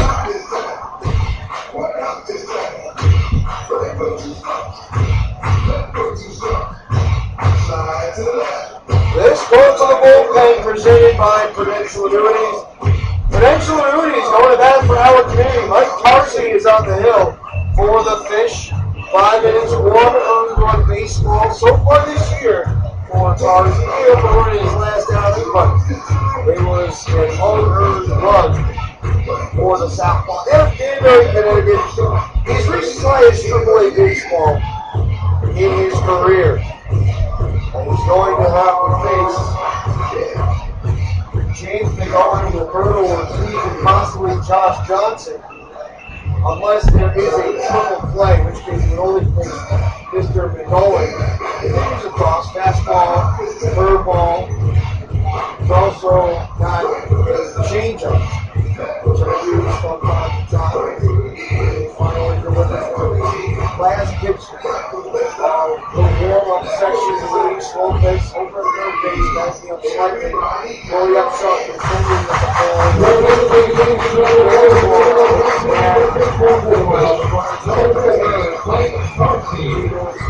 with the Mike Tarsi is on the hill and accepts up left-hand hitting shot. In this contest, Long Island jumping fourth, try to increase his lead even more. Louis Rodriguez puts his mask back on.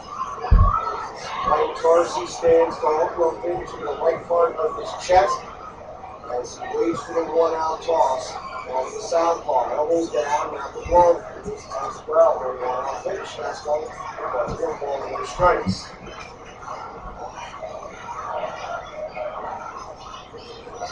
James McGowan has reached twice. Last time a walk, two-run shot to right center field over the Supercut side. This ball saw out there. One ball, no strikes.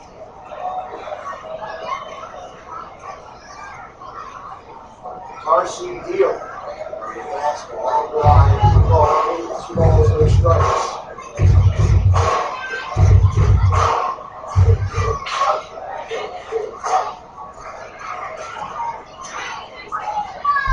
Tarsi awaits. Danbury, Connecticut, Dayton pours in a strike. 2 balls and 1 strike. The Bluefish have been in these types of situations before, but their largest comeback of the year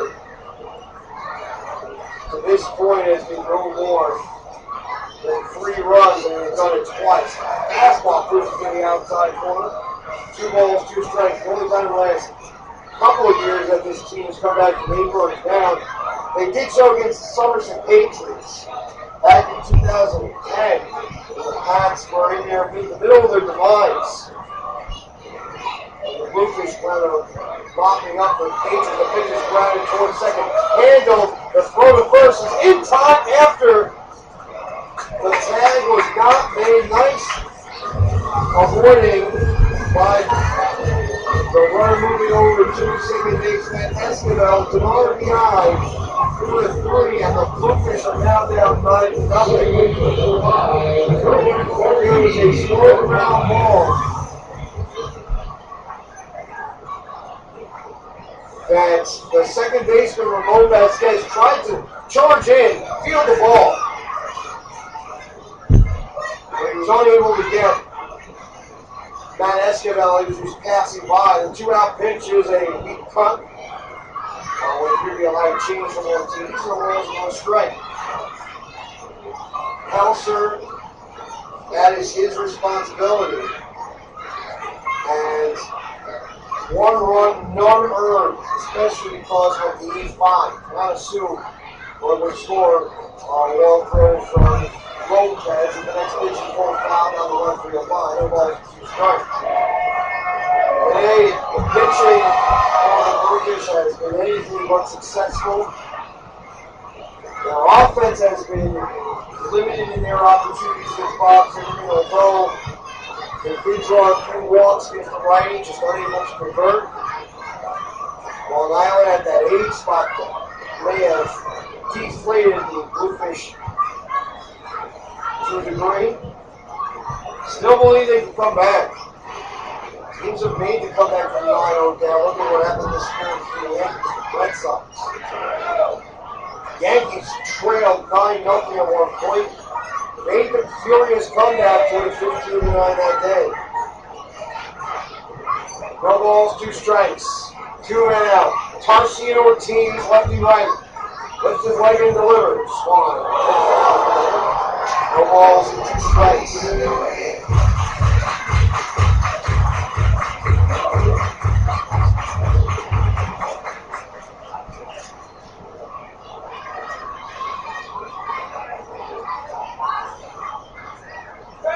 Ortiz a single his last time up, the 0-2. Select slow, 1 ball, 2 strikes.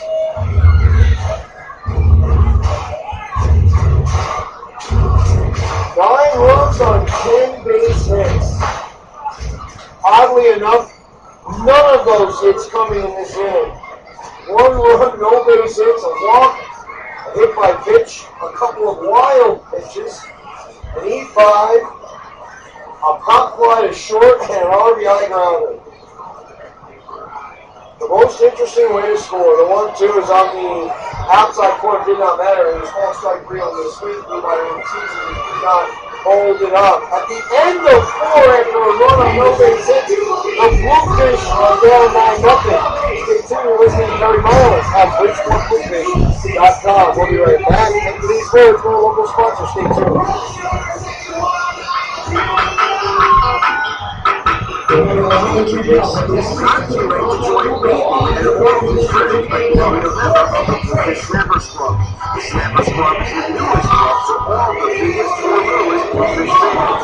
As a member of the Snappers Club, you'll not only get free entry for the Snappers Club, but you'll also get a membership card to show you and your friends. Plus, especially to show that we tell everyone you're a member of the club. So the baseball cards will also be on just like the Bluefish.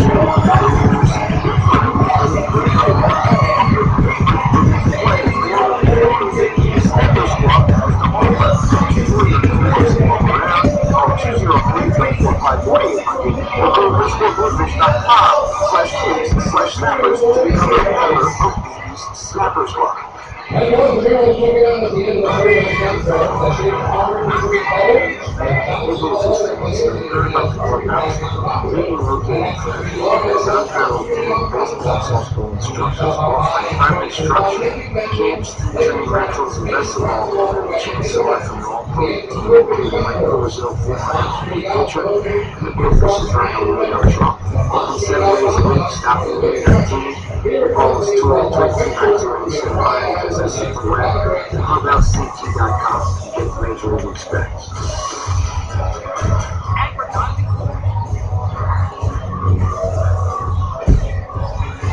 Bluefish baseball returns for the top half of the inning. Bridgeport and Long Island. In game 3 of the series, the Ducks lead by a score of 9-0. Rogers is called by Peter Barrows and Kennard Jones, 891 Today, Eddie Rogers has a double on his resume. Round for the Bluefish. It's not necessarily been their offense, although Eddie Rogers gets on the base with a leadoff hit by pitch. Scott nicked in the jersey. Slight nick as he jogs in at first base and brings up Peter Barrows. Barrows a victim of a shallow pop fly to second. That came in the 3rd inning. Bluefish and Long Island competing in Memorial Day weekend. A beautiful weekend. There were fireworks beyond the center field wall for the home run earlier today for James Bowen. The first pitch bench inside the wall. 1 ball and no strikes. 9 runs, 10 base hits. 1 run, 3 base hits, and 1 out. Right here set. Barrows takes another pitch. Right down the middle, 1 ball and 1 strike.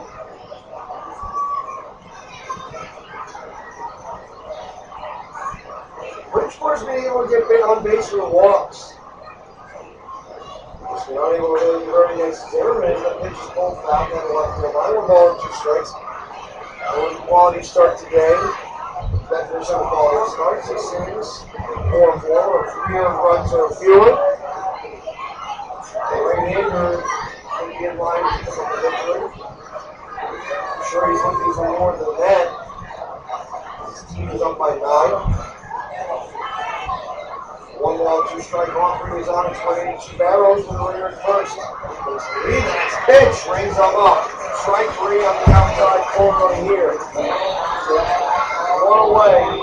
In the 5th, the spring to our Jones to the plate. Another strikeout for that 7-2-0-6. Jones is 0 for 2. 3 to 3 to 1.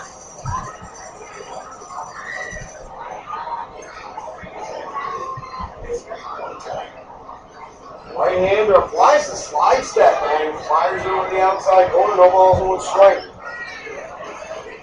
Zimmerman has used a number of different release points today.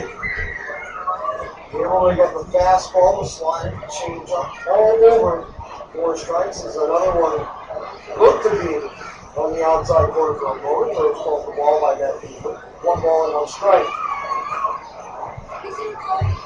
9 runs and 10 base hits. 9 of those coming in the third as Jones was fouled and left the line. 1 ball and 2 strikes.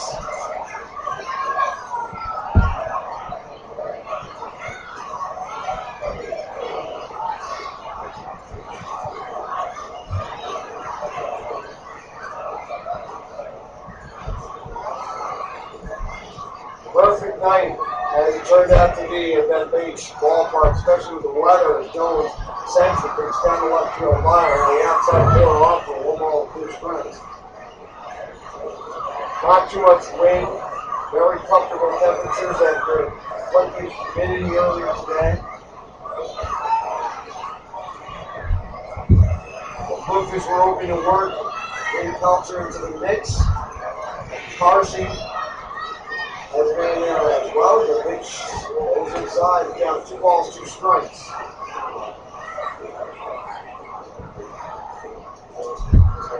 We will have the trivia question coming up with Bob after the 5th inning. If you have any questions, comments, or concerns about the Bluefish broadcast, you can send me an email. The fastball turns inside and gets by Josh Johnson. See how it's scored. I believe it'll be ruled a wild pitch because it was in the dirt. Now Eddie Rogers to move to second base. The Bluefish 180 feet from scoring their first run tonight. 3 balls, 2 strikes. Pedro Lopez is in the on-deck circle waiting. Send an email to 3086@gmail.com for any questions, comments, or concerns about the broadcast. 42. Round it over to the right side. Scooped up on a couple of hops by bringing the same takes the bag. And touches as Eddie Rogers moves over to third base. 2 men out in the 5th inning of Pedro Lopez. Pedro Lopez, number 4.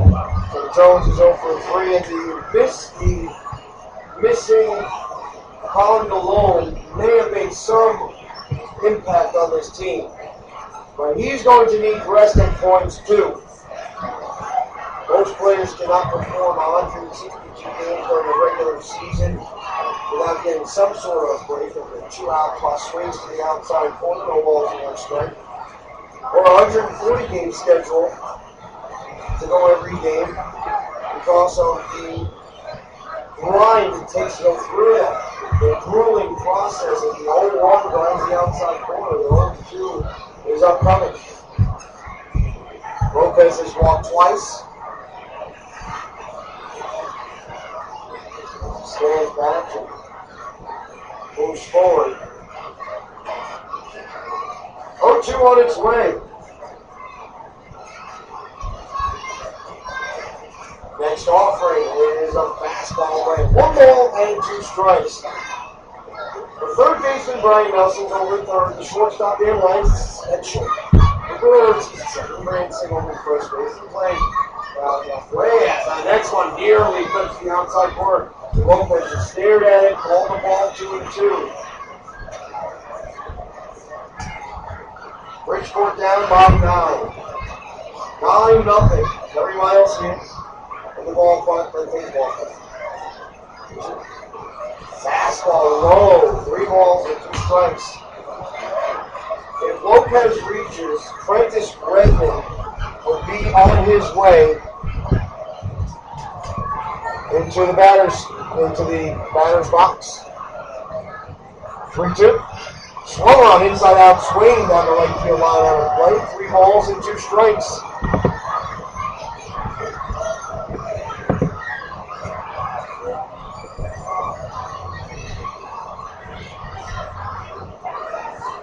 Two men down.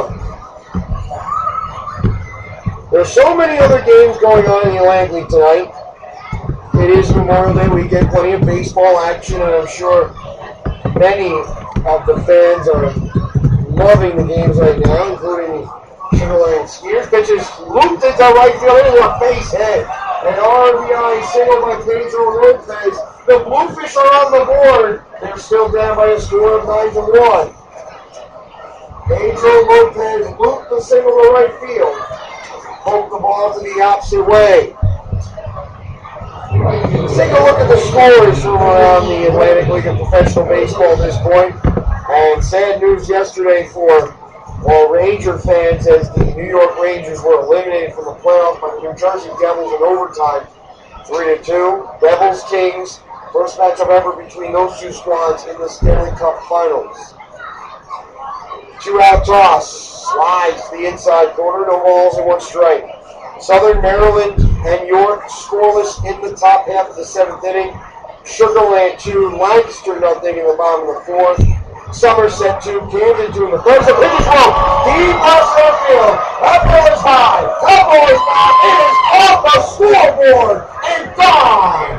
Trent is running with a 2-run rip to the left center field gap. The Bluefish are within 6. It is 9-3. And a rain of boos coming from the Ducks crowd. They are irate about the last pitch. Reggie with his 3rd home run of the year. As he sends it deep into left center field, it went off the scoreboard. Nearly knocked out one of the lights as Luis Lopez moves in.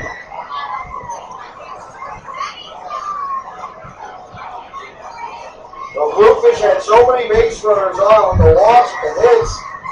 Finally converted the first pitch, drags low, 1 ball and no strikes. Could Bob Zimmerman be on his way to an even more ineffective inning? Let's get the Bluefish back within more than just the 6 runs, perhaps 4 or 3. The Toronto is inside. 2 balls, no strikes.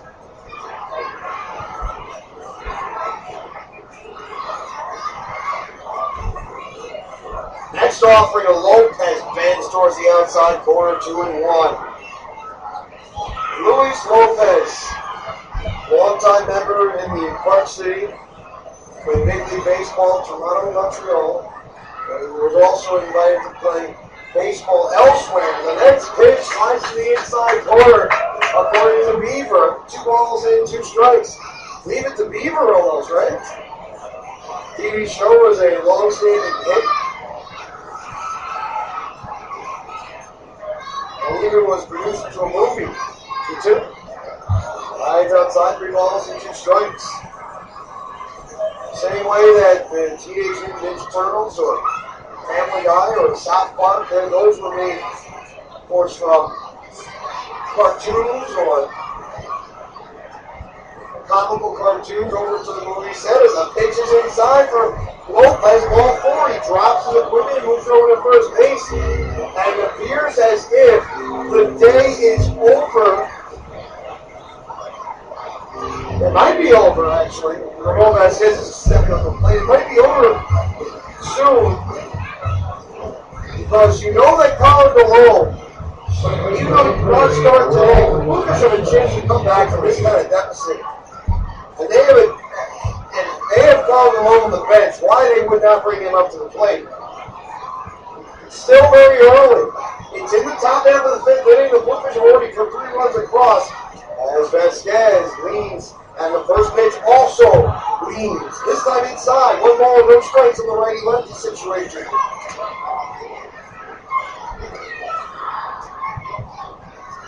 Elbows down. Right-hander set again. Zimmerman uncorks a fastball. Outside corner. 1 ball and 1 strike. A rapid motion, a herky-jerky one from Zimmerman, but he works quickly. Well down, slice that pitch, rounded towards first. Handled by Singh. He gets to the bag and retires the side. The Bluefish scored 3 times, though hit shot 2 runs on. Lucas Redden at the end of 4.5. The Bluefish are still there by 6. It is 9-3. Listen to Craig Bale from BridgeportBluefish.com. We'll be right back.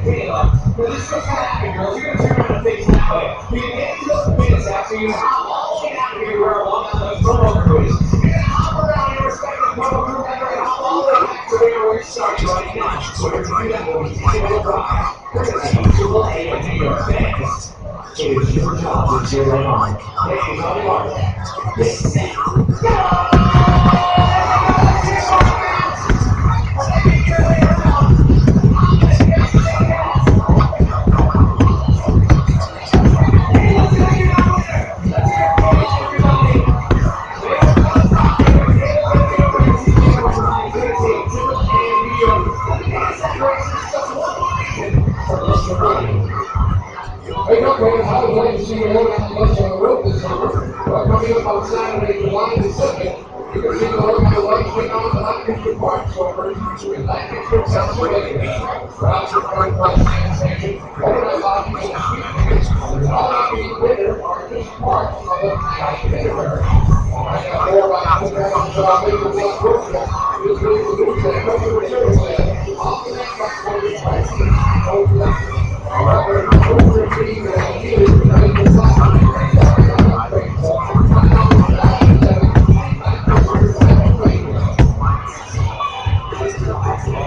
Preserving history, connecting generations. Connect with Cooper Stars on Facebook. Jimmy Roberts talks about the Baseball Hall of Fame. This is the celebration of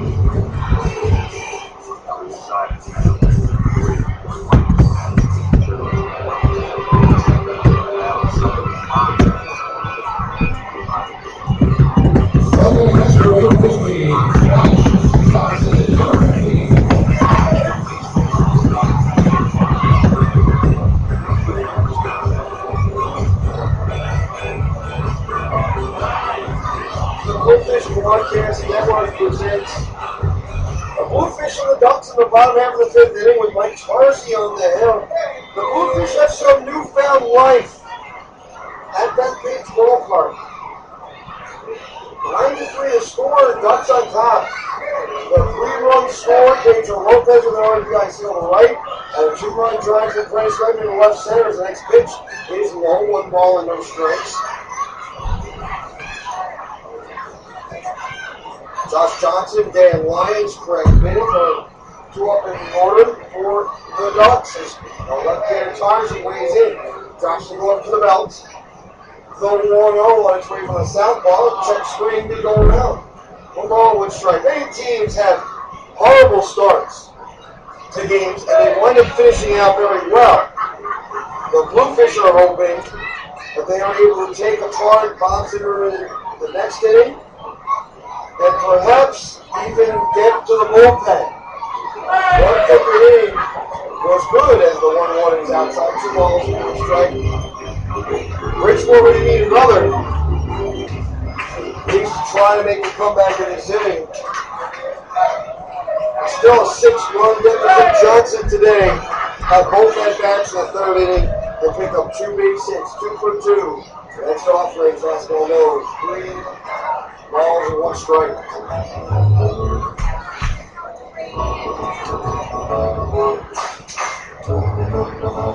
Fans making their way around. Many people enjoying themselves at the ballpark. By the left field line, there is the equivalent of the Bluefish moonbounds, the Ducks moonbounds on the left side. There we go around as well. And his pitch is turning out to center field.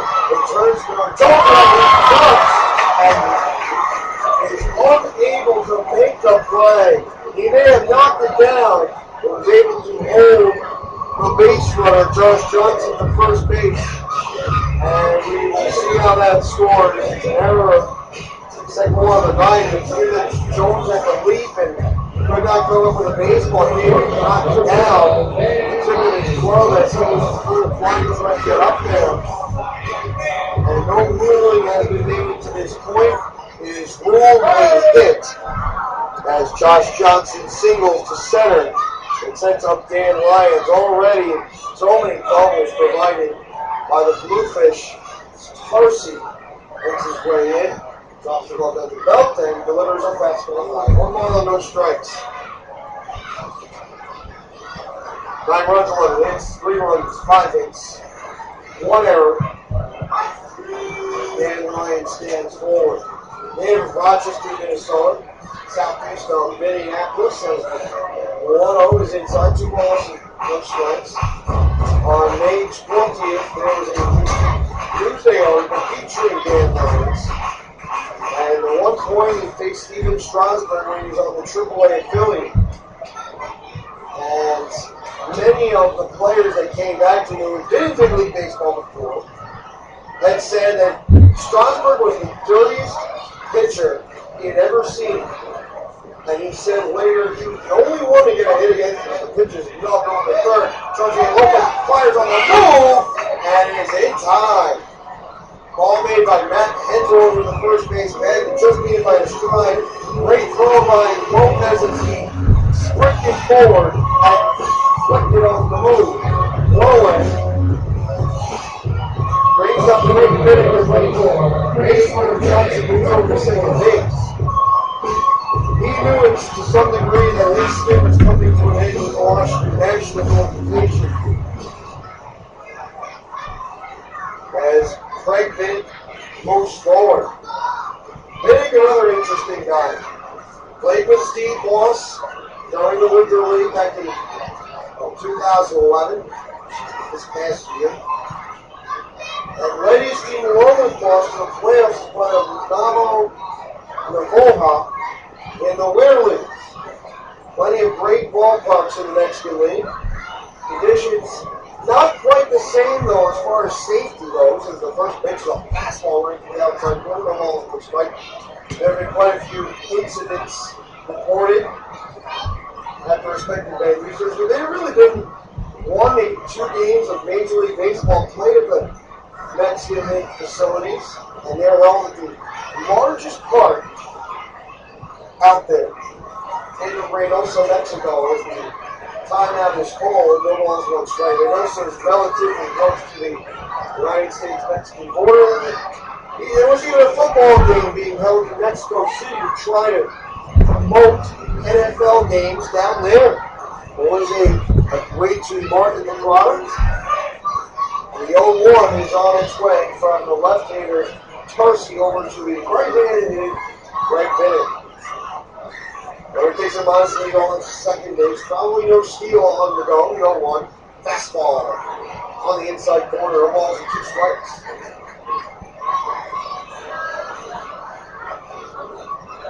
Light fixtures are on. Deep into the night. More than 2 hours into tonight's ball game. Again at 7:10. The next pitch and hit him. So many batters have been hit today between Long Island and Bridgeport. It has nothing to do with the bad run between these 2 teams. It has to do with the inability for pitchers to establish inside pitches without hitting the batter. It's all about command and control. Command is being able to throw the pitch out of the strike zone after establishing baseballs in the zone. Control is being able to work off the plate, try to get it to the other side to change the eyesight. The first pitch is a fastball outside, 1 ball and no strikes. Bryant Nelson has reached base twice. Double. And Torben 2 and a walk. He scored 2 runs and 1 off. Just over the middle of the plate. 1 ball, 1 strike.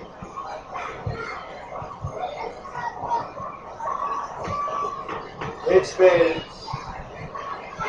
a tedious game for the Bluefish pitching staff. Raymar Diaz got through a 1-2-3 first. And since then, it's been anything but speedy as the fastball turns outside. 2 balls and 1 strike for Tarsi. Ryan Nelson stands tall. Remember the line to Barcelona a few years ago. Went to the Yorkville League. Went to Italy with Brandon Shopkins. Josh Nelson enjoyed the atmosphere there. The 2-1 hits himself right in the chest. That's got to hurt. He hit it at the plate and then it ricocheted right into his chest. One of the people with chest pain, he's going to have a physical chest pain with the baseball in front of him. going to Sting tomorrow.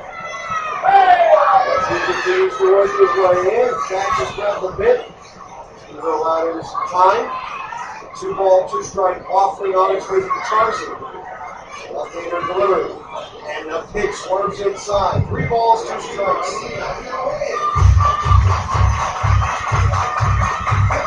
Many deep counts worked by this Ducks team. And it's especially effective tonight. 1-3-2. Popped up fly in the right center field. Lefty deep goes over on the move and makes a catch. And there was some lightning in the background in right field. 2 outs in the frame. A flash of light in the background.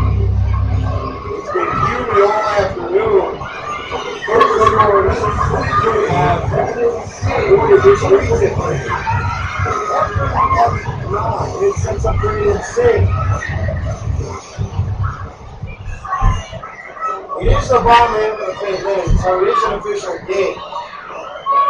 If the home team is winning, all you need to go through is the top half of the 5th. And if the home team is losing, it's the next big slide for all of us. And you would have to go through the bottom half of the 5th inning. Ducks there, the former. 9-3 to count. Where's the first and second, 2 men out? Single walk and hit by a pitch on his resume, the 1-0. Fastball, guided outside, 2 balls and no strikes.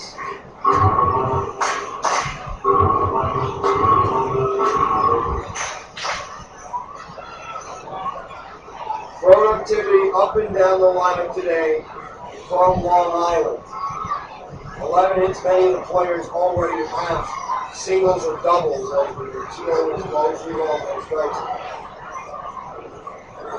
The anomaly is James McGowan's 2-run shot in the 3rd inning. Lefty-righty situation. It's Tarsi Deal pitch right on the outside corner, 3-1. Late life on that fastball. It cut towards the outside corner and then veered away as soon as that extra motion is not how to hit her. Square up. 3-1. Swan and ripped into left fielder's a base hit. Rounding 3rd and trying to score is Josh Johnson. The throw is on the run off Rocky Tower. Single for a Brandon single left field. Paul Lambert has a 10-3 lead.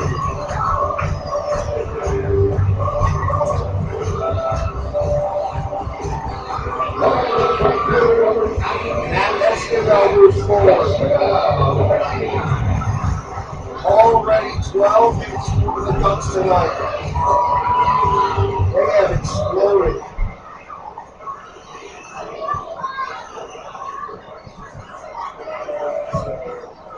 A double, stolen base, and 1 scored. Lead 5 and a 3-1 on the resume. The 2 out pitches, chopped into the ground to the 3rd base side, but it moves foul. No balls and 1 strike.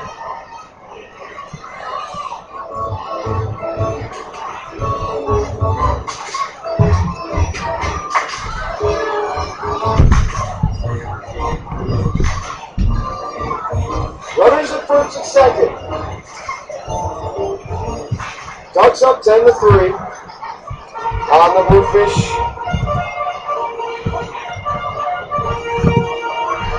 This has been an unpleasant experience for the road team tonight.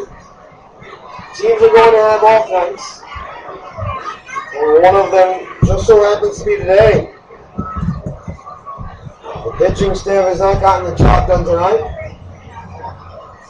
And the offense only jumped to life in the 5th. The next pitch, pulled back to the 3rd base side, no balls and 2 strikes.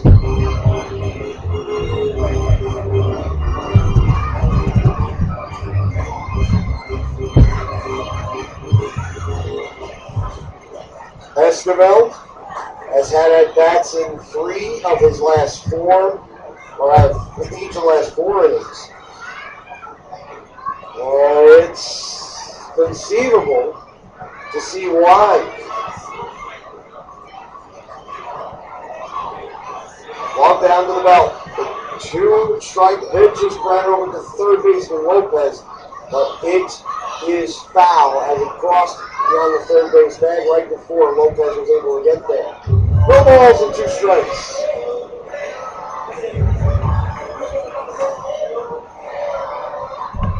Plenty of action tonight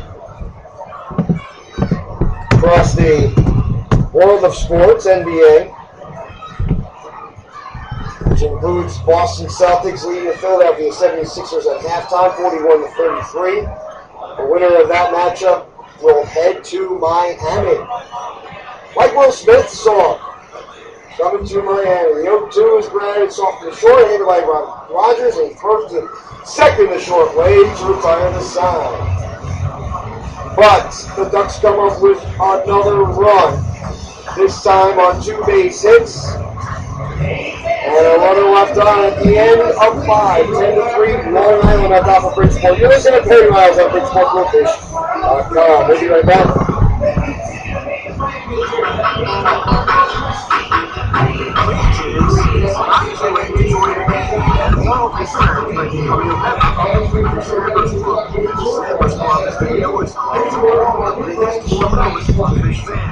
As a member of the Snappers Club, you'll not only get free entrance on the Snappers Club Day, you'll also get a membership card to show all of your friends, plus a special t-shirt that will tell everyone you are a member of the club after each Sunday night game.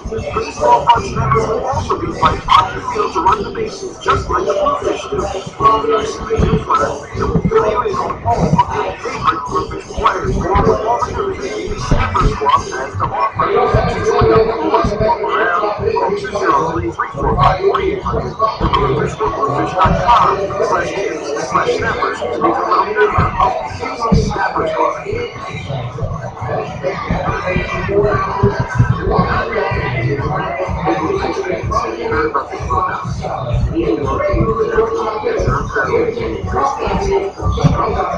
Private instruction, training rentals, and best of all, the chance to learn from our own team, including like Thor's Young Pitcher. The Bluefish is very open to come shop. Open 7 days a week, stop and feed our team. Call us toll-free to 926-3 about CT.com.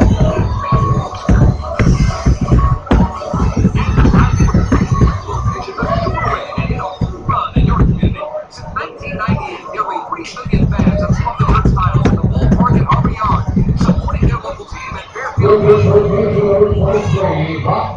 Brock Peterson moves in for the Bluefish to start out inning number 6 against Bob Zimmerman, who had 3 runs in the last inning. The first pitch on its way from Zimmerman is a fastball inside to Peterson. 1 ball and no strikes. Peterson today 0 for 2. Ground ball is short and a strikeout. Peterson, former AAA member of the Red Wings in Rochester, the 1-0 hits the inside corner. 1 ball and 1 strike. Fans enjoying themselves. One of the reasons because they're being entertained. The second reason is that their squad is winning by 7 runs as the next person squad on this. 1 ball and 2 strikes. Brock Peterson, Louis Rodriguez, Eddie Rogers. The 1-2 is chopped to the ground towards third. Handled in the hole by Nelson. He spins around and plays it to first in time.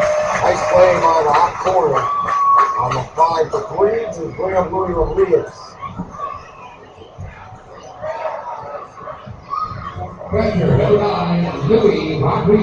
A single in the second, a fly ball to right field in the 4th. He stands in and waits for the sign. It's not been his fault. It's all about pitcher execution. Comes down to that as the first pitch fastball is outside, 1 ball, no strikes.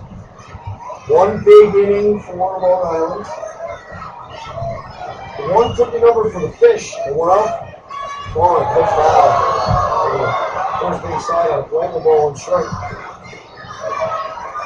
It would be safe to assume that Zimmerman will most likely not go a complete game tonight. He's already above the 100 pitch mark, and there may even be someone warming up the bullpen. Bluefish have drawn quite a few pitches against him, which means Bridgeport will get to that bullpen quickly. Go 1-1. Check swing. He did not go around as Rodriguez's wrists were able to hold the bat. The twitch of the wrist can sometimes help in controlling where the bat goes. The 2-1 from Zimmerman. Swallow missed. Pulled the string, 2 balls, 2 strikes. In all likelihood, this will be the final inning for Bob Zimmerman. 2-2 is top of the ground foul to the third base side. Gary Gaiani, the manager of the Sugarland Speeders, has mentioned before, he likes to go based on the rhythm. Does not care about the 100 or 110 pitch count. He wants to stretch out his players to the maximum potential. But the pitcher has dealt 7 innings. At 110, he might keep him in. The 2-2 is outside the balls, 2 strikes. If any of the managers go by the books, Kevin White is not as much of a book person as, let's say, a Butch Hobson or Randy Etcheverry might be for Lancaster and York, respectively. Percentages play this way. 3-2. Outside ball 4. Rodriguez checked his swing at the very last moment. And sets up Eddie Rogers. Double and hit by pitch. In his second and fourth innings, or second and fifth. Eddie Rogers, number 24. Eddie Rogers has reached base twice. Remember this, the Bluefish, they have a potent offense, but asking them to score 10 is a ton at this point. Fastball is inside, 1 ball is in strikes. This year, the Bluefish have not been into double figures too often. Most teams haven't. I remember the year that York set the record, the Landley record, both an individual player scoring runs, the pitches rolled to the left field, a base hit for Rogers, runners at first and second, with 1 man out. It brings up Peter Barrows. That year, York had Scott Grimes scored 139 times in 120 plus games. And York set the Atlantic record that year for runs scored. But if you want to take a careful look at how many times the Bluefish have scored double figures, it has only happened twice this year.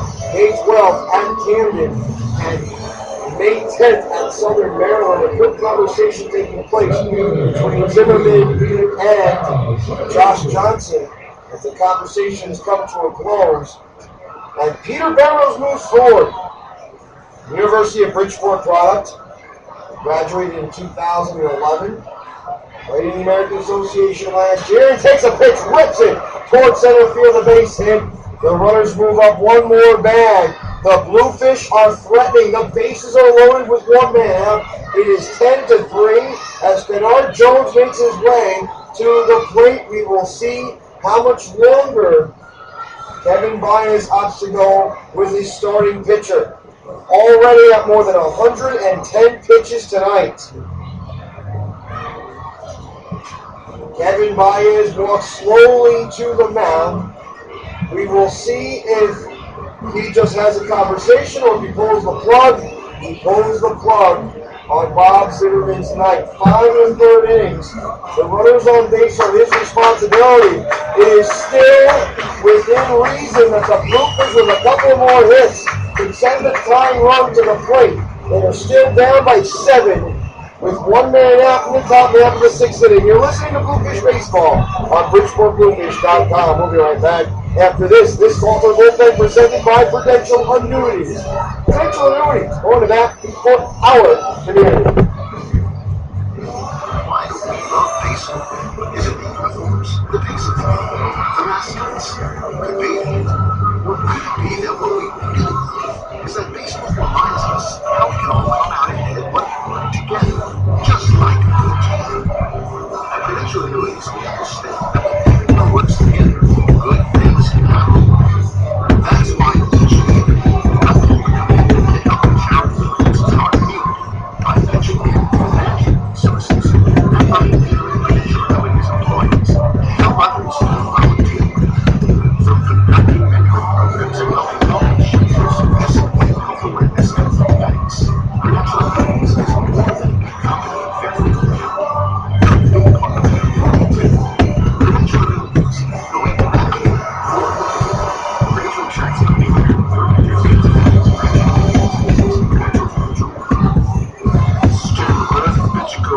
Bridgeport Bluefish, and you're listening to Barry Miles on the Bluefish broadcast.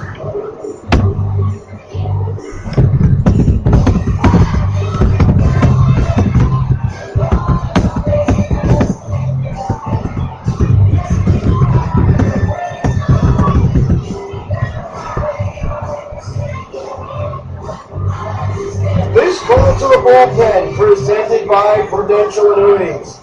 Prudential Annuities going to bat for our community. The new Ducks pitcher is number 20, Jared Lansford. At least of what it appears to be, as the right-hander had tossed yesterday, continues to swing around 90 pounds. Scottsdale, Arizona. Lansford is second straight game for the Warriors. His brother Josh just saw it yesterday. Two little brothers continues to fastball, curveball, slider from Lansford. Hitting the third scoreless yesterday, giving up just one hit. This is a critical situation in the game for Bridgeport, not necessarily for Long Island, because they're still up by 7 runs. They still have command of this game.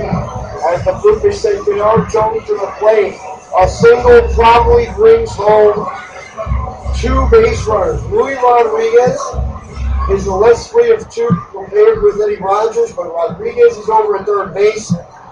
Eddie Rogers is over at second base. He has decent speed. Peter Barros over at first base. He has above average wheels at that bag with Kennard Jones moving in. He is 0 for 3 tonight. Is he able to pull the Bluefish to within a couple of runs? More flashballs in the background. I don't believe I was lighting this time. There was deep flashballs deep in the sky in center field. The 1-out pitch drifts outside, 1 ball and no strikes. Top of the 6th inning, 10-3 the score. Huge situation in this game for the road team in teal and gray bottoms. A 1-0. Fastball inside corner strike. It hit the thigh. 1 ball and 1 strike. If Kennard Jones does not get into a double play, Pedro Lopez would have a shot to come up this inning. 1-1. Swollen and Brennan through the right side for a base hit. 1 run scores, and the second runner, Eddie Rogers, being held up as the ball is delivered in by Matt Esquivel. Kennard Jones with a single to right field on an RBI, and the Bluefish have cut the margin to 10-4. 4 runs to Silverman's credit. Pedro Lopez moves forward. He has reached base all 3 times tonight. And you wonder if Lopez gets on base, that would mean the tying run would step up to the on-deck circle. The pace was a bit deliberate before. The Bluefish bats have been able to score a few runs. Off the last couple, the 1-out pitch is swung and stroked in the right center field, charging and trying to make a bouncing catch, and doing so in right field. If that Esquivel the front control is not in time, as Eddie Rogers took a late break, he scores on the sacrifice fly. The RBI by Pedro Lopez on the F9. It was a great snag by Matt Esquivel in right field. He charged all the way to the gap. It is a 10-5 ball game. Wow. That ball drops. The bases are loaded with 1 man out. And the tying run gets to the on-deck circle. Now the tying run is in the hole. It's not represented by Luis Lopez on deck. It's Ramon Vasquez. As he waits, Prentice Redmond digs in. Already a home run on his resume tonight. The Bluefish are within 5 with runners at first and second. The right-hander deals. Slow on and chopped on the ground towards third. Snagged by Nelson. He delivers the second in time to end the rally. The fielder's choice. 5-4. The Bluefish scored 2 runs in the sixth inning. We do so on 3-6 or a couple of runners straight in the eighth, about 5.5 instead of 5. Ducks on top. You're listening to Kurt Miles on BridgeportBluefish.com.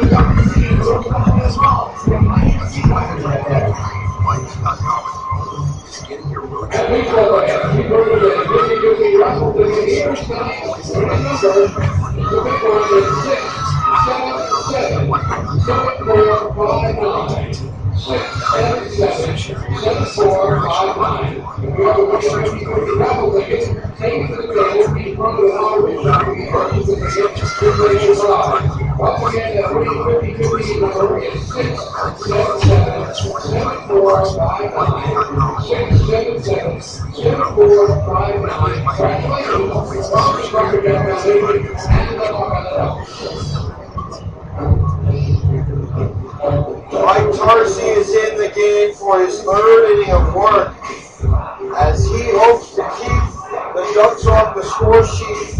Each of the last 3 innings, the Ducks have pushed across a combined 10 runs, 8 in the third, and 1 in each of the last 2 innings. As Wayne Navarrete makes his way to the plate, it's followed by James McGowan and Roberto Ortiz. Bob Zimmerman's final line on the day, 5 in the third innings, 5 earned runs. And he can win the game, he cannot lose it. The first pitch slides inside, 1 ball and no strikes. Still a ball game. Yes, the Bluefish cannot come back with a grand slam, but they can make matters interesting. There's a 5-run deficit faced by the Bluefish. The left-hander Tarsi stands tall, glove drops to the belt, go 1-0. Swallowing Dolphins the left field, the base hit as it transforms the left field corner. Entering the corner is Peter Barrows. He fires the ball in second back before Raina Red slides. It's a double. This offensive onslaught continues for Long Island as Tarsi gives up a leadoff double to Navarrete. And it is safe to assume that James McGowan may be bunting here. But a runner at second base and nobody out. That is probably the conversation taking place between Tarsi and Louis Rodriguez at this point.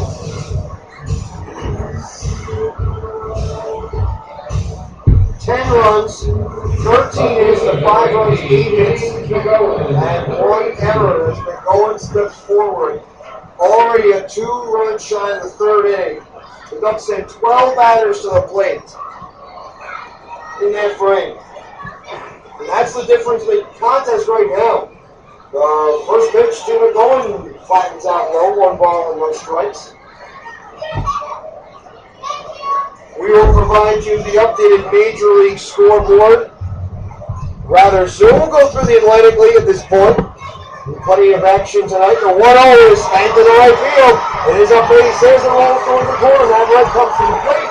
He's going cruising around first. He's going for second. He's going around second. He's trying for third. The throw on 1 hopping flyers down. Double by Navarrete. A triple by James McGowan. And the Ducks now have extended the lead. It is 11-5. The Bluefish not being up very much tonight. They're not helping themselves with the way that they pitched. 2-1 Southern Maryland on top of York in the bottom half of the 8th inning from Sovereign Bank Stadium. Camden Trail Somerset 6-4 in the bottom of the 4th. And on top of the 6th, Sugarland 3 and Lancaster 1. In this contest, it has been pretty much all Long Island, although Bridgeport had their chances against Zimmerman and eventually against Lansford. Next pitch is a curveball twisting outside, 1 ball and no strikes. The Bluefish and Ducks will convene one more time in Central Islip, New York. During this series, that'll be tomorrow. An early start. 1-0. Chopped to the ground, foul, 1 ball and 1 strike. I believe it's a 1:35 first pitch from this venue. No rain in the forecast. There were plenty of thunderstorms earlier today, way up in the Westchester Valley in New Jersey and Connecticut. Never quite made its way down to Suffolk County, especially this area. 1 ball, 1 strike. Over now, Tarsi deals on another ground ball foul, 1 ball, 2 strikes.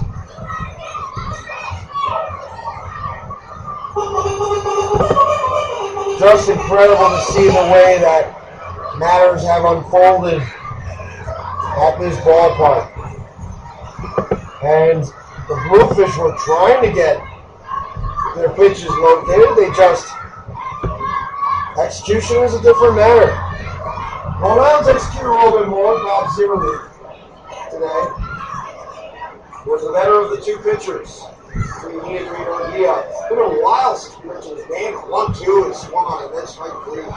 Ortiz tried to lunge at the pitch, wound up chasing what appeared to be a change-up. 1 man out for Josh Johnson, who is 3 for 3 today. 3 singles for Josh Johnson. And his average has ballooned to 254 for the year. Johnson stands in. Rivals is back. Johnson up and down from the right side. Lopez is working into the grass. The first pitch is on the ball. Another flash. Lead that primary camera, although it's very hot in the booth. It's more humid though outside. It will be cooler outside. We mentioned that the temperature up 67 degrees. Next offering is a curveball though. 2 balls and no strikes. If Josh Johnson reaches Dan Ryan in the next battle, he's beyond that circle. Johnson is a good over play. Lyons is not making his way back to the dish. 2 balls, no strikes, 1 man out. Next offering. Third ball. Small touch to the edge. Balls, 1 strike.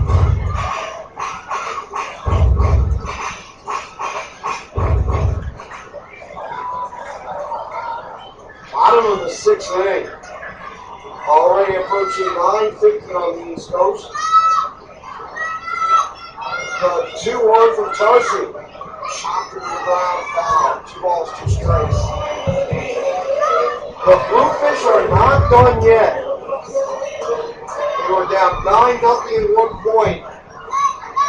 Southern Maryland came back from a 9-1 deficit against the Bluefish earlier this year to take the lead before Bridgeport scored right back and eventually won the contest by a score of 15-11. That was against the Blue Crabs. Well, down the bell, 2-2. Swung on and missed, or was it? There was a foul tip of the plate, indicated by the home plate umpire, and Willie Upshaw emerges from the dugout, about to complain about that call. He thought that should have been a strikeout. He did not nick it, and he's not going to win this argument with Matt Beaver. Another conversation on a point to try to defend his team, but Bridgeport just has not been able to really get themselves in the types of situations that you would succeed, or normal teams would succeed tonight. They've succeeded quite often this year. Sometimes these are the nights that you have to just put in the back of your mind, and even though the count maybe has a somewhat deflating loss after winning those 2 straight, you're going to have these kinds of nights as another time has multiple strokes.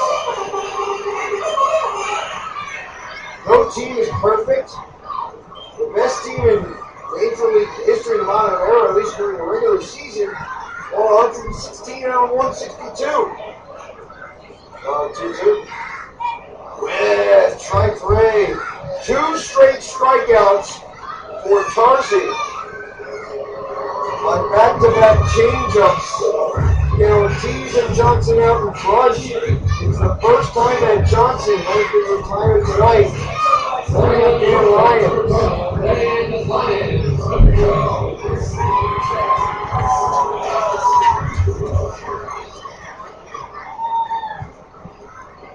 Lions is 1-4-3. A single, a pop fly ball, foul territory to first. 5-3, the 2-out toss. Waves lead. Hit over plate, no balls, 1 strike. And if Pelser could not be the guy to eat up some innings, because he did pitch 1, and Mike Tarsi stepped up, and he's been able to move the game forward. Question is, how much longer he will go? 0-1 from Tarsi, lets his leg and deals. Change up, grab over to third. Scooped up by Lopez, the throw across, in plenty of time to retire the side on the 5-3. But another run scored on a RBI triple from Chance McGowan, and the Long Island Ducks 2-base hits in the frame lead 11-5. 4 straight innings where the Ducks have scored a run. Stay tuned, you're listening to Curry Miles on BridgeportBluefish.com. We'll be right back.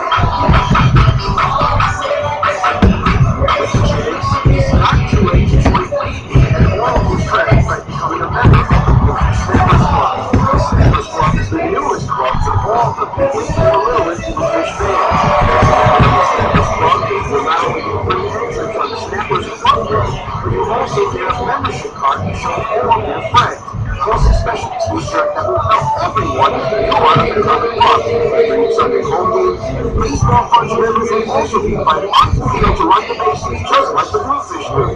There's some new players. Help your favorite Bluefish players make an opportunity that the Snappers Club has to offer. To join the coolest club around, call 203-3453 or go to BridgeportBluefish.com/kids/snappers to become a member of the Snappers Club.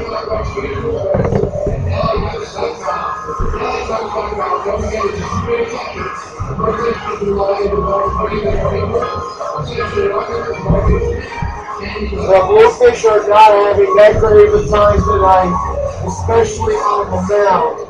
Long Island has been effective enough today to where they can allow Bob Zimmerman to potentially win this contest. But remember this, the Bluefish were able to figure out Bob Zimmerman toward the end of his start, as he allowed 5 runs, 5 in the 3rd innings.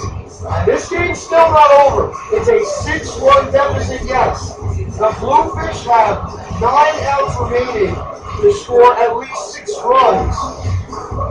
And the Bluefish have scored 11 runs or more once this year. It happened against Southern Maryland As that team won 15-11 in extra.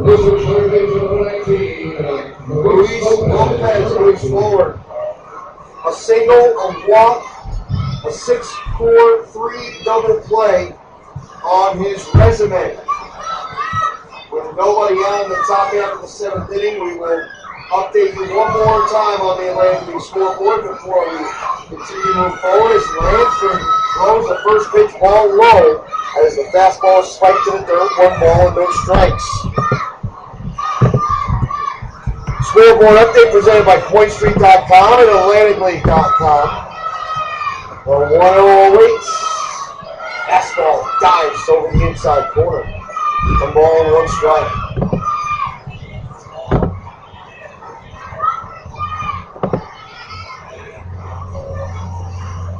The 1-1. Way inside. And high. It knocked Luis Lopez to his backside.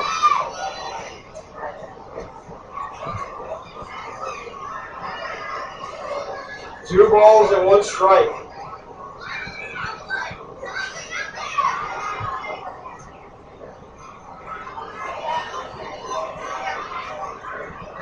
Righty situation. The next pitch right on the outside corner. Maybe that was a purpose pitch. 2 balls and 2 strikes.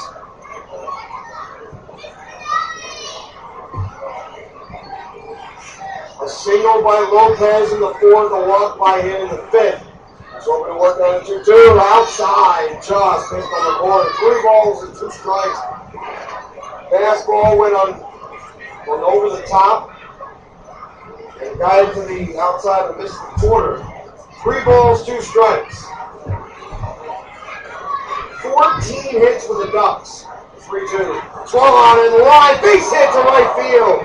Past the lunge of Alberto Ortiz as he sprawled to the grass. The leadoff runner is on in Luis Lopez to bring up Ramon Vasquez. If the Bluefish are able to work the count, they may have a chance. This would be incredible. It is 11-5, but based on the way that the Bluefish have performed each of the last couple of nights, one might think, do the Bluefish have it in them again to take down Long Island? It's still a long ways away, yes. But it's conceivable Vasquez buckled his knees, but the pitch misfired outside, 1 ball and no strikes.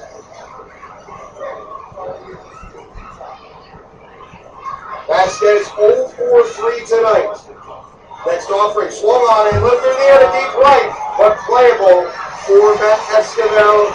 A line drive scorcher sent, and it represents the first out of the 7th inning. The Long Island bullpen has been fortified. The closer for the Long Island Ducks, none other than John Malone. And their setup man at this point is Armando Benitez. Benitez signed a few days ago. He's attempting to make a comeback into Big League Baseball. He went to AAA New Orleans. He split up in AAA Baseball in the Pacific Coast League. And then our toss is low, 1 ball and no strikes to Peterson. He's been held off the hit sheet. He's 0-for-3. Ground out to short. Strikeout and ground out to third. The Bluefish are only down 6. Go 1-0. On the foul to the third base side. 1 ball and 1 strike.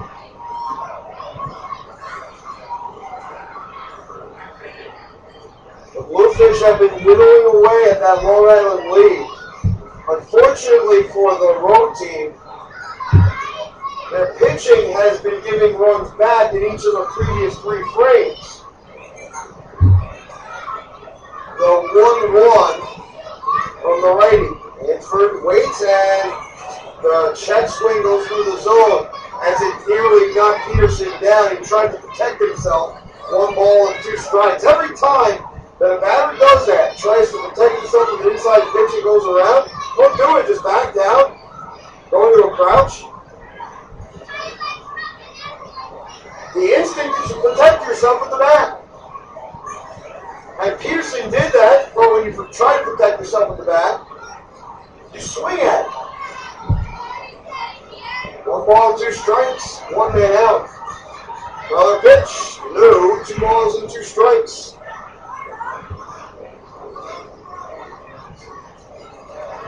Bethpage Ballpark. Lansford having to sweat for every pitch, grind out every at bat. Since really the first inning, it seems. And every pitch is a workout. Zimmerman was dealing a little bit early. But later on, he was throwing many more pitches than 2-2. Way inside hit him. It hit Peterson in the fire, even the side. Erica Ventura staring in as the Bluefish trainer takes a look at Peterson. This has been a beanball fest, not intentionally. The pitchers cannot seem to control where they're throwing the ball. No way that Long Island would like to hit Bluefish in that situation. Because of the momentum that Bridgeport's been building on offense. Since the tide turning. Will it be too late in the ball game for Bridgeport to turn it around, though? Batter number 9, Louis Rodriguez, number 9. 1 man out. A single, a walk, and a fly ball to right field. 11 runs on 14 hits. No errors and 5 runs and 9 base hits, 1 error. A 1-out toss. Slap foul to the first base side out of play. No balls and 1 strike. The game is almost 3 hours old. The fans have stayed here from the first pitch until now. We're in the top half of the 7th inning, 11-5 Ducks. Next pitch is rounded sharply towards short, into the foot to second one, onto first double play. And that ends the thread. DP643. That is 1 play to kill rally. As the Bluefish are done, T7. 7-inning stretch time. From Long Island, the Bluefish still down by 6-5. You're listening to Barry Miles at Bridgeport Bluefish. Looking on attention, Chicago Sonora.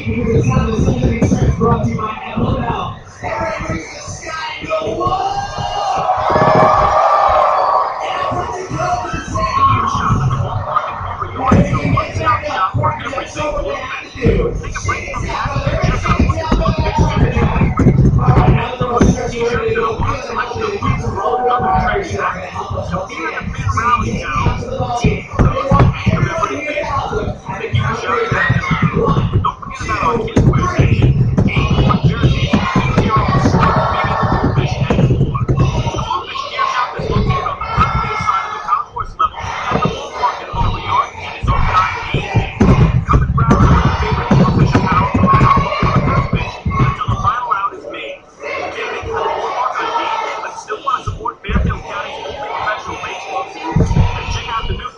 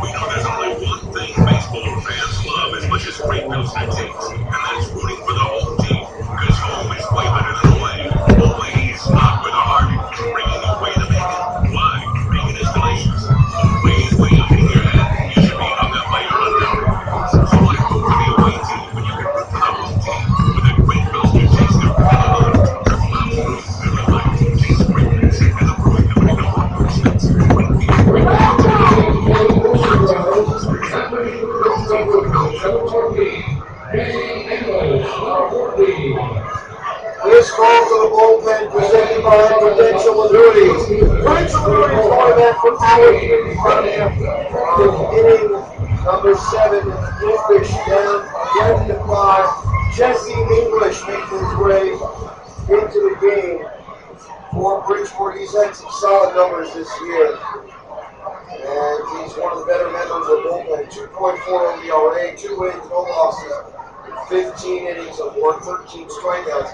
And opponents hitting just 170 against the lefties. The first pitch drifts outside, no ball, no strikes.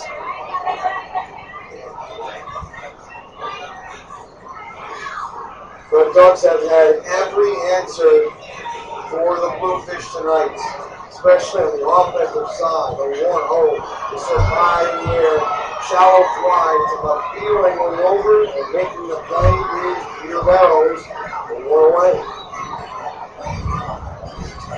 It counts as an F7 on the score sheet opinion for Bryant Nelson.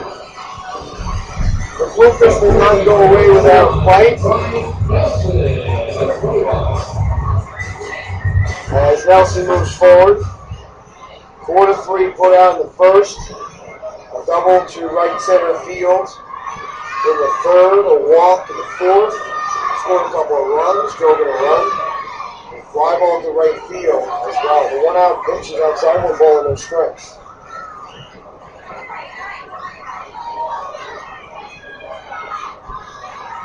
Jesse English has pitched well, not just against the rest of the league, he's also ineffective against the Long Islanders. That's pitches himself.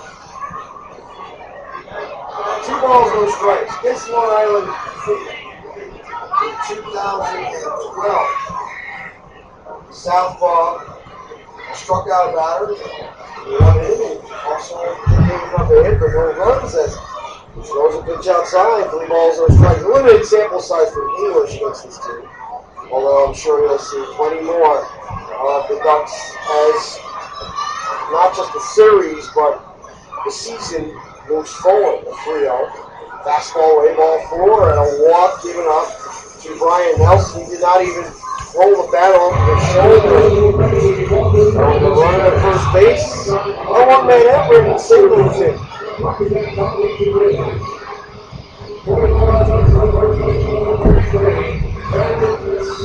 Zimmerman, 5 1/3 innings, 7 hits, 5 runs, 5 walks, 3 strikeouts. Ran through an inning and 2/3, 2 hits so far. And you wonder if he'll go 1 more inning, or if this is it for Lansford, because he's thrown 3 innings in the last 2 days there. First pitch, fastballs on the outside corner, no balls and 1 strike. We're in the bottom of the 7th, which means it's time to check out the updates from around the world of Major League Sports, including the NBA. The Boston Celtics and Philadelphia 76ers in a must-win Game 7 for both teams. A pitch skips to the dirt and gets by Luis Rodriguez. The wild pitch allows Brian Nelson to move to second base. 62-55, Boston ahead of Philadelphia. 8:40 to go in the 4th quarter. In the NHL, the Devils and Kings. First drop of the puck coming on Wednesday night, 8 Eastern from the Rock, because the Devils finished with more points during the regular season. The 1-1. Off-speed pitch outside, 2 balls and a strike. In baseball, the Mets thrashed the San Diego Padres 9-0. The Yankees toppled the Oakland A's 9-2. Tampa Bay edging Boston 2-1 in the bottom half of the 9th inning as the fastball went outside, 3 balls and a strike.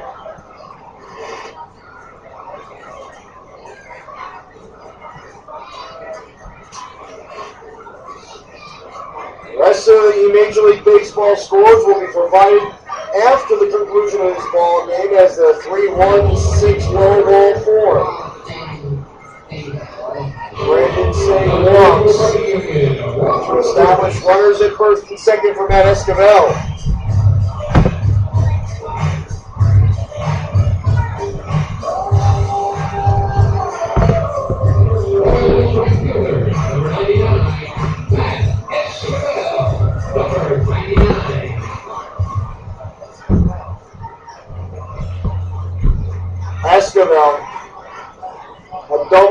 Brown scored a stolen base. He's pretty much done it all today, along with the rest of the Long Island offense. The first pitch is planted over the plate. No balls and 1 strike.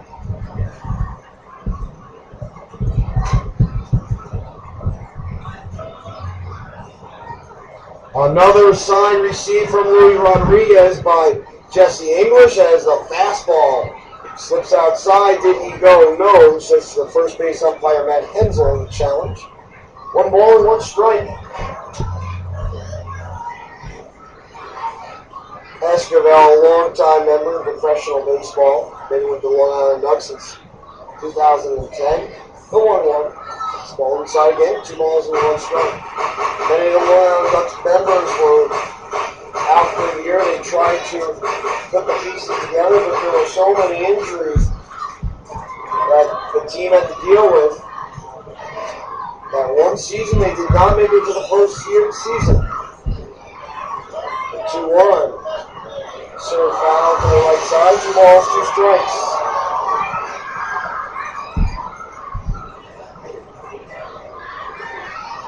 The Bluefish starting pitching up until this series had not done the job. Gilbert Navarro, Paul Scarra did wonderful work over the first couple of games. Raymond Diaz did not get the results he hoped for. 2-2 as Rodriguez runs out to the mound to talk with Jesse English. A couple of other pieces of news, which includes Josh Hamilton going walk-off again, another home run for Hamilton. 2-2, swung on and missed, strike 3. Matt Escobar going down swinging. Now with 2 away, Ray Navarrete moves in. Adam Jones from the Orioles have made it to the 2018, according to a source from ESPN. And this team, this Orioles team, which has been deplorable over the last decade or so, now making its way back with the wins and the losses. 2-out pitch, fastball inside, 1 ball, no strikes. In the major leagues, it's all about the wins and the losses. The entertainment value could be great, but in the end, the fans want to see great play. In minor league baseball, a little bit different. It's more about the entertainment value, especially at the independent ranks. The 1-0, fastball low, 2 balls and no strikes.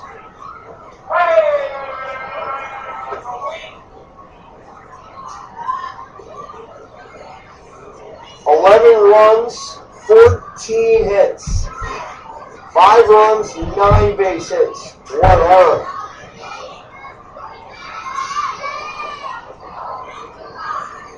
Navarrete already has a few hits, and he takes another pitch inside. 3 balls, no strikes.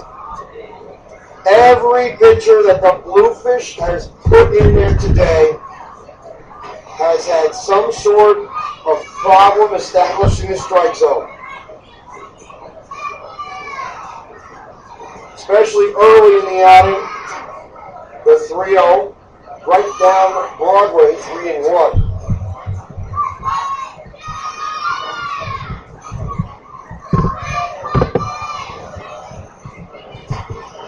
And it makes everyone wonder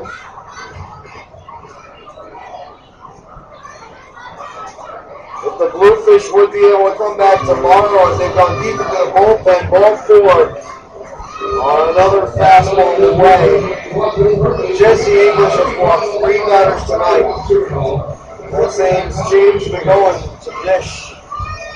Willie Upshaw making his way to the rubber, and we will see if any pitching change is made, but probably will not happen. 7-4-5-9. 6-7-7.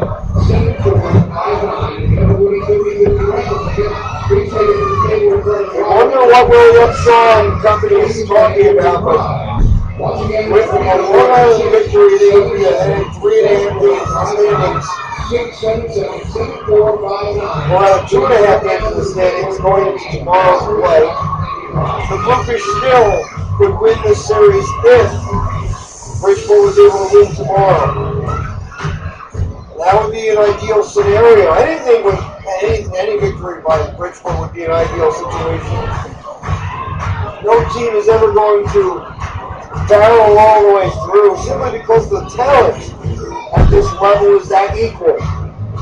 All of these players at one point or another have had the experience and the wherewithal to work through an entire season.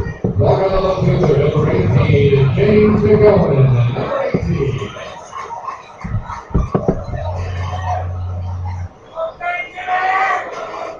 The 2-out toss to James McGowan is on its way.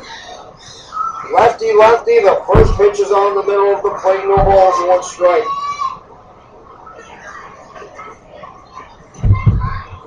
James McGowan played much of the initial series against Bridgeport because the injury. Redrag as a pitch is grounded sharply and knocked down by Ramon Vasquez, but he's unable to recover. The second run coming to the plate, he'll score. I think that's going to be a 2-run single for James McGowan.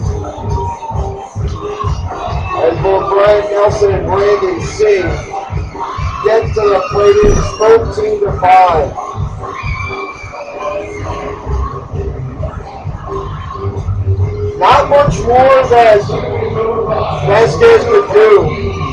Pedro Lopez, the DH today. Vasquez is a very good defensive player. In the end,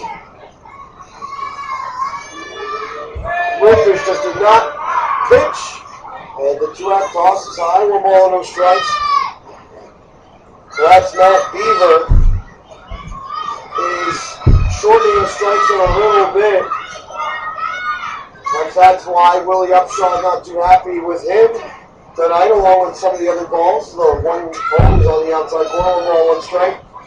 Of course, I'm not close to the action, so I cannot make a fair assessment as far as what's a strike, what's not, or what's in fair play, or what's not. All the action, the 1-1 against a foul. 1 ball and 2 strikes.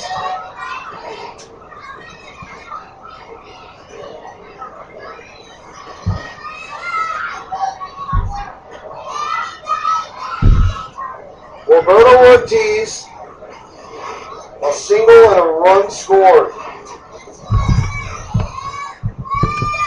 The next pitch is skied in the air to the right side. Ramon Vasquez sneaks underneath and makes the play for the final out of the frame, but not before 2 more runs scored on an infield single by James McGowan. The Bluefish are now down 13-5 at the end of 7. Stay tuned. You're listening to Terry Miles on BridgeportBluefish.com. We'll be right back. Before or after a show, game, or dinner, have a perfect spot to unwind. Try the Martini, a sophisticated gathering place in the beautifully renovated Bridgeport Holiday Inn. The atmosphere is pure cosmopolitan, right menu because that's the land itself. Your signature martinis. Try it. The bartender feeds you. You'll love it. The martinis, 278 in the Bridgeport Holiday Inn. In 995 is 2782. Plenty of free, secure money.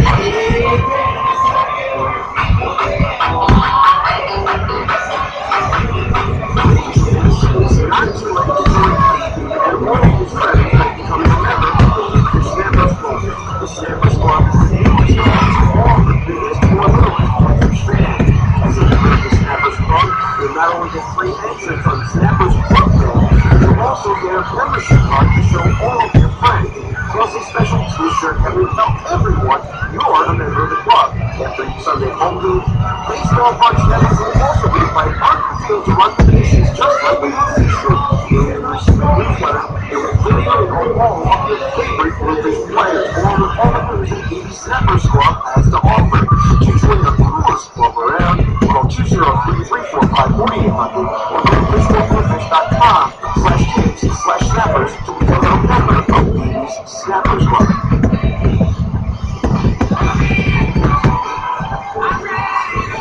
Hey Bluefish fans,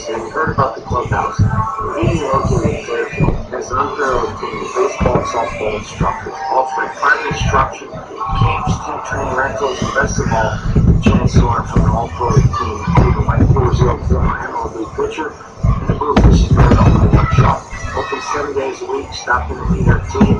Follow us to 232-928 visit us at the web at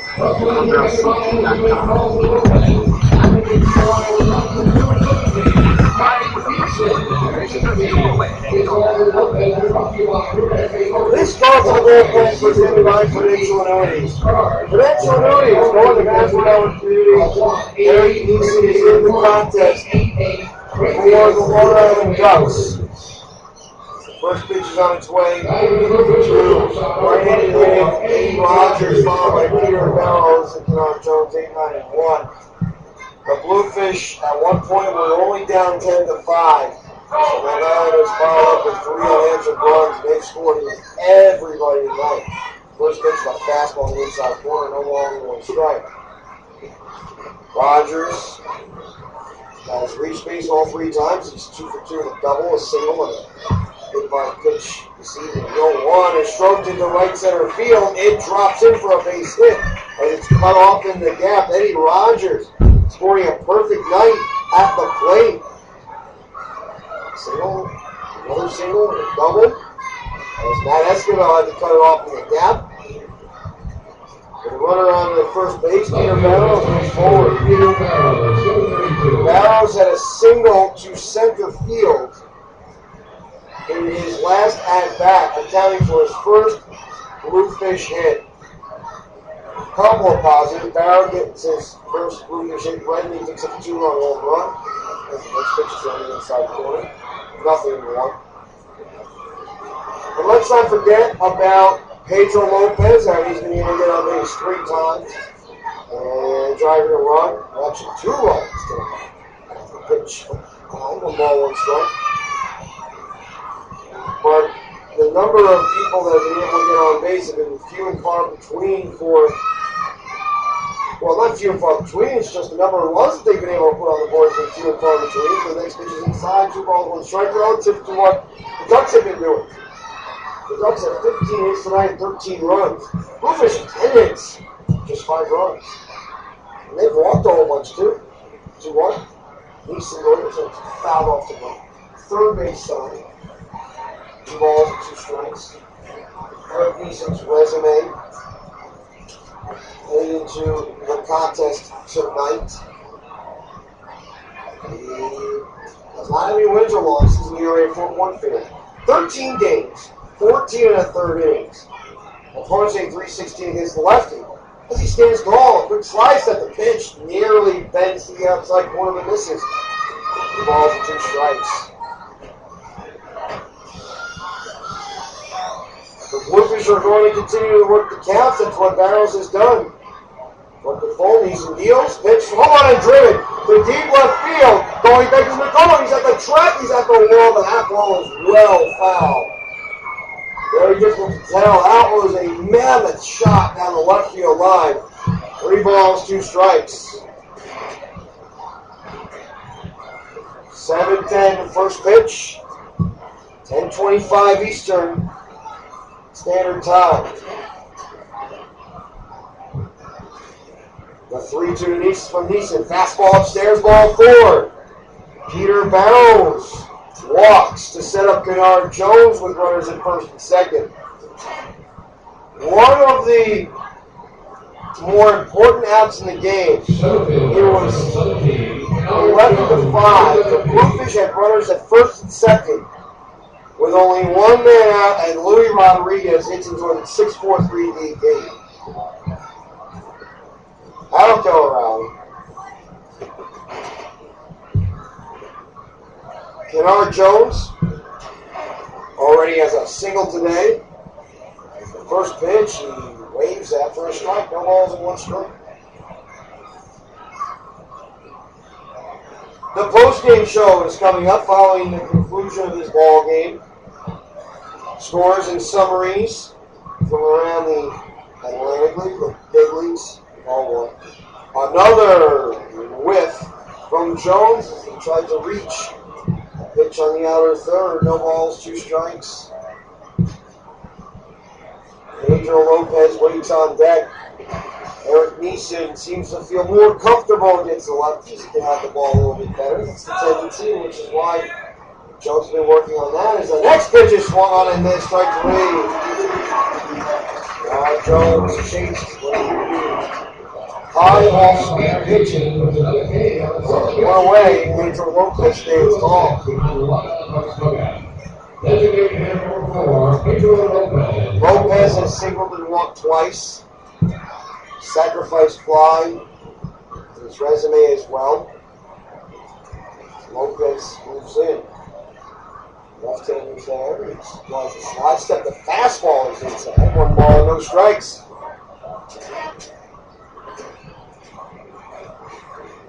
A long night for Bridgeport.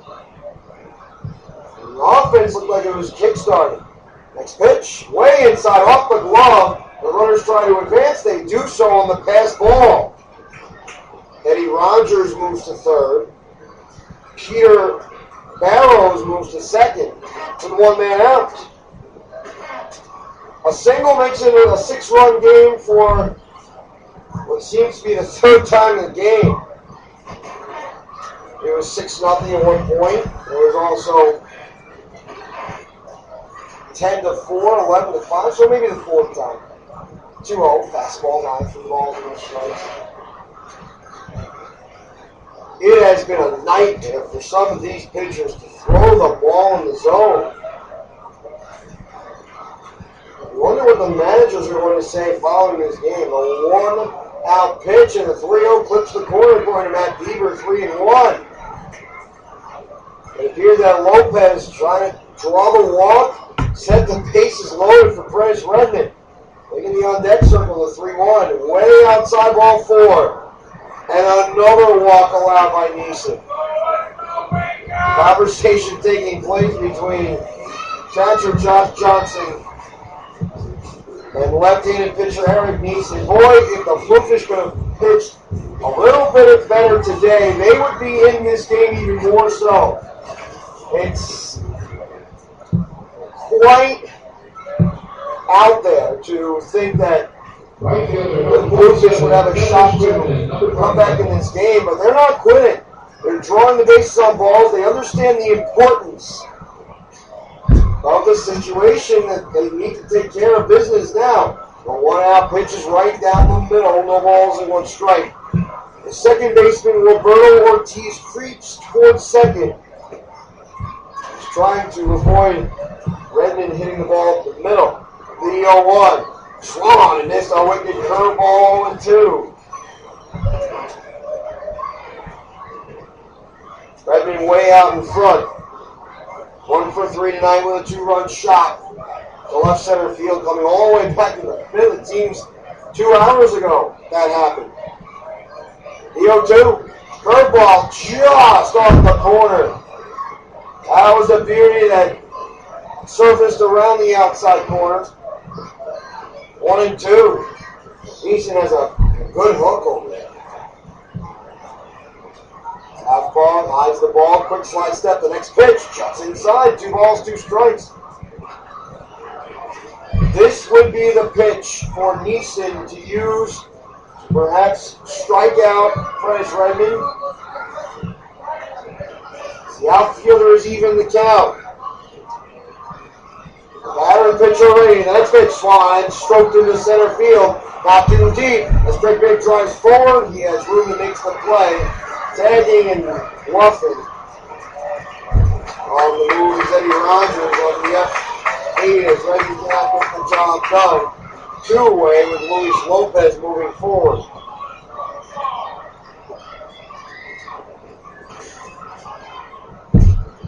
Pair of singles and a walk. Double play ball, 6-4-3 on Lopez.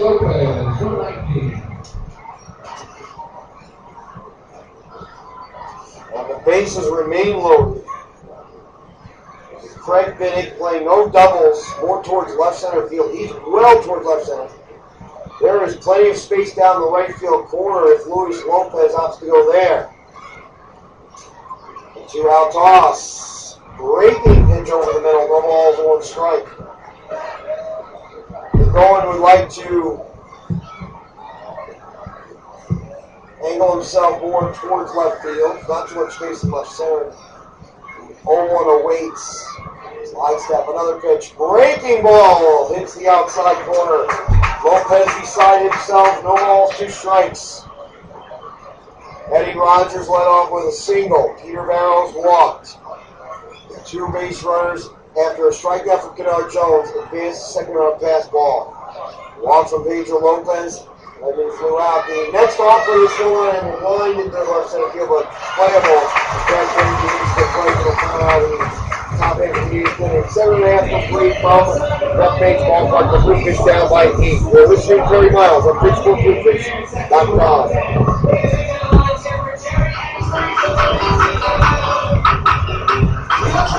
It's not too late to join Peter and all his friends by becoming a member of the Bluefish Snappers Club. The Snappers Club is the newest club for all the business for little Bluefish fans. As a member of the Snappers Club, you'll not only get free pictures from the Snappers Club, but you'll also get a membership card to show all of your friends. Plus a special t-shirt that will tell everyone you are a member of the club. Featuring Sunday home game, Baseball Bunch members will also be invited on the field to run the bases just like the Bluefish do. You'll even receive a newsletter that will fill you in on all of your favorite Bluefish players, along with all the news that the Snappers Club has to offer. To join the coolest club around, call 203-345-4800 or go to BridgeportBluefish.com/case/snappers to become a member of the Snappers Club.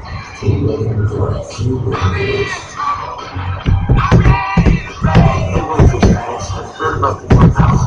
Being located in Fairfield, there's an unparalleled team of baseball and softball instructors, both with private instruction, camps, team training rentals, and best of all, a chance to learn from the all-pro team, including like Bridgeport Bluefish, Bluefish is very on the upshot. Open 7 days a week, stop in and meet their team. The call is 203-292-8700. Visit us at the web, theclubhousect.com. Get the game experience. Advertising with the Bridgeport Bluefish is a sure way to hit a home run in your community. Since 1998, nearly 3 million fans have swung the turnstiles in the ballpark and Harvey Yard. Supporting their local team and Fairfield County's local businesses sponsored the Bluefish is just the right thing to take your business in the direction you want. The proof is in the numbers. More than 70% of Bluefish partners renew their sponsorships annually. And the best part is, there are tons of ways to get involved. Billboards, in-game promotions, giveaways, station vision, video, board ads, radio spots, and much more. If the economy is sinking your business, it's time to get swimming with the Bluefish. To join the Bluefish game, call any of our front office sales representatives and you will free. Josh Johnson leads off the bottom half of the 8th inning for Long Island, as Bridgeport and Long Island are in the middle of a 13-5 game from Bethpage Ballpark. The first pitch is on its way from the left-hander Jesse English as he gets to the set. The first pitch on its way from the left-hander is way high and away, 1 ball and no strikes. Johnson followed by Dan Lyons, Craig Bennett. The Bluefish have allowed 3 hits to Johnson tonight and also a strikeout. The 1-0 on its way from the southpaw. Fastball rose outside, 2 balls and no strikes.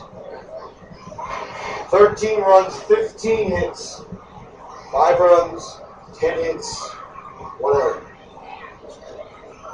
It's been almost a one-sided affair tonight to the fastball. Delivered outside, 3 balls, no strikes. The Bluefish showed some life in the 5th and 6th innings on offense. They may have been able to at least threaten the Ducks at one point because of the way that they were hitting as the next pitch rotates outside ball 4.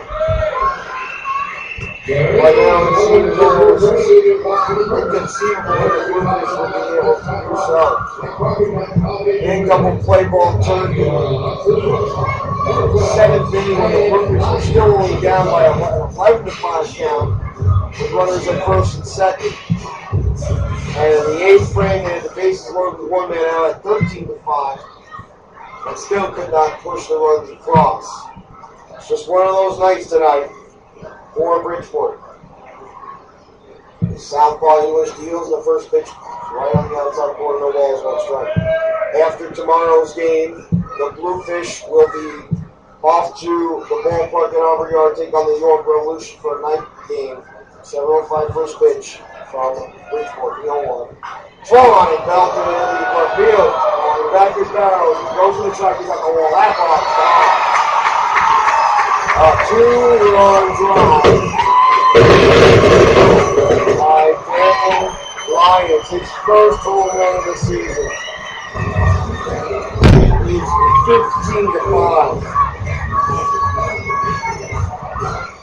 The Ducks have scored runs in each of their last 6 offensive innings, including 3 crooked numbers.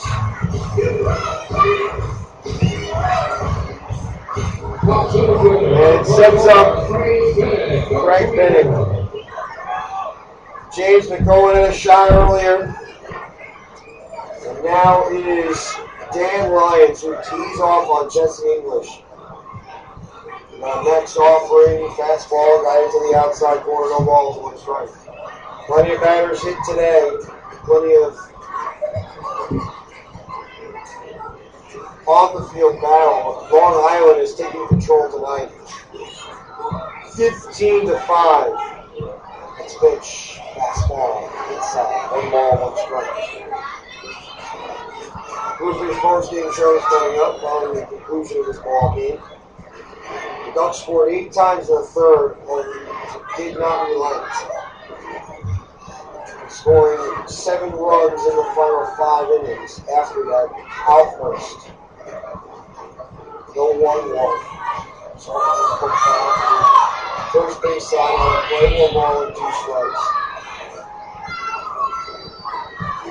The Ducks are going to be a load dealer in the Liberty Division. There's no question that the Bluefish offense, as good as he was over the first couple of games in this series, especially early, the Bluefish offense not quite the same the way that Long Island's going to be dominating. The pitch is thrown down the right field line, angle down the moment. It's all about which pitcher outperformed the other if you take a closer look.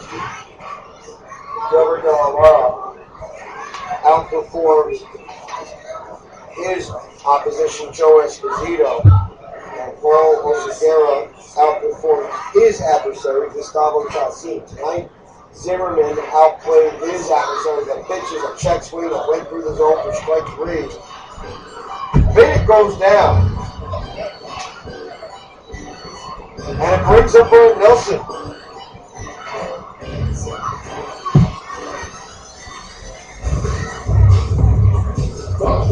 Nelson already has played a tremendous role tonight. 2 walks and a double. 3 runs scored. And Nelson is ready. 1 for 3 runs, 2 RBI. 1 out pitch to Nelson. A slap in the air right field. Pretty well hit. Going back his run. He's near the track. He's at the wall. That ball bangs off the bottom of the wall. That ball traveled a long way. Another extra base hit. As the ball heads towards third. A double for Brian Nelson, his second one of the night already.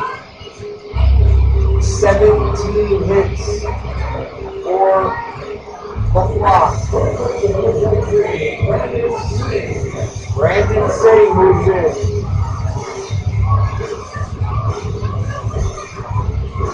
Couple of walks, hit by pitch, single. He's been all over the place. Jesse English grabs a new baseball and is ready to work. He will pitch the rest of this game no matter what.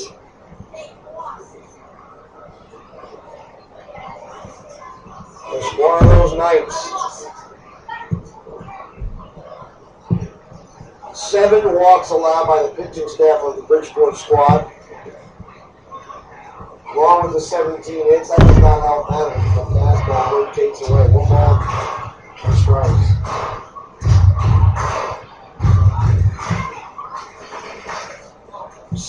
Meanwhile, 7 walks for Long Island, but the difference is they gave up just 10 hits. And many of those were of lesser significance. The fastball hits the corner, on the outside, 1 ball and 1 strike.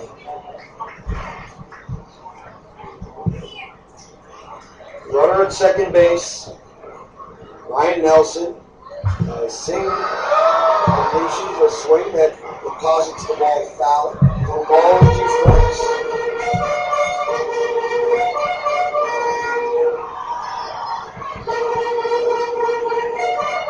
Bluefish will have a chance to win the series tomorrow. Tonight was not going to be their night. Had a chance, but 5 unanswered runs following the tie that was 10-5. Split the game open. The pitch created by the Ducks as another foul ball sent to the right side. This is going to be the longest 9-inning game of the year for the Fish. The previous one was 3 hours and 38 minutes. The 1-2 on its way. Pitch. Set foul. 1 ball and 2 strikes. None of the pitches seem to be going for strikeouts. Even though the Bluefish have had 6 total batters at this point. 1 ball, 2 strikes. 15-5 the score. Left-hander weighs in. The next pitch. Swung on, missed. Strike 3. 2 strikeouts in the frame for Jesse English. He finally got Brandon Singh to bait. English, he has been throwing so many pitches in this outing.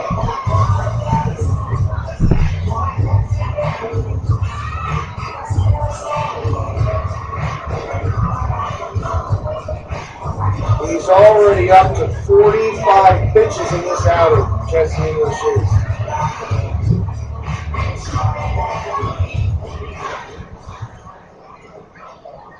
Matt Escobar moves forward, runner at second base. 2 men out, 15-5. 2-out pitch, serve foul to the right, no balls and 1 strike. Bluefish upcoming schedule. Tomorrow against Long Island, York 4-game series, 7:05 Monday through Thursday. Southern Maryland for the weekend, Long Island for the week.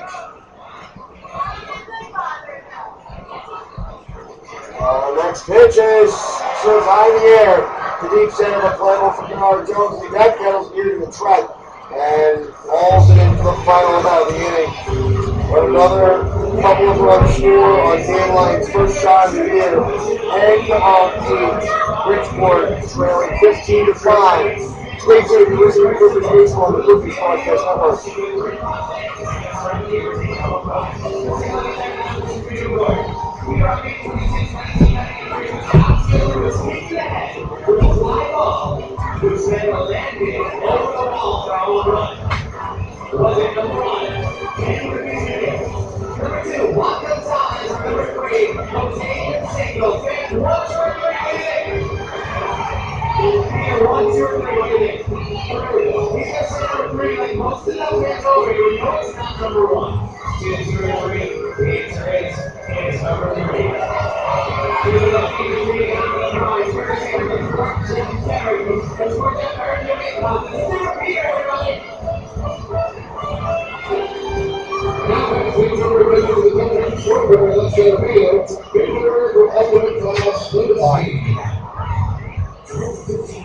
Ultimate Class Limousine has been Loveland's premier transportation service. Birthdays, ordinations, corporate, airports, big resorts, or meeting downtown. Let our create professional chauffeurs hit all the stress out of your trip. Town cars, movie stretch limos, or even try to bring your passenger rail bus. We have new vehicles for any occasion. Explore why we are the preferred ground transportation for the one-on bus. Go Tigers, New York County, 10 Netherlands, call 916-925-4434. Ultimate Class Limo. It is baseball fans over here, we have Eddie Ruby, Bar, Ruby, Short Hands, and Bar, Avenue, Johnny City. But we like the long and the white side of the people and TV shows. It's all coming up right after Johnny's ball game. By the way, that's what we're looking on there on it. So we're looking at the 31st home run this season. We have 11 actually 100 homes this year. We haven't been the Japanese home run challenge. And Johnny gets some Super Bowl. We'll donate $5,000 to the Parker Jack Foundation. Or we're looking at the home run numbers. Look at what.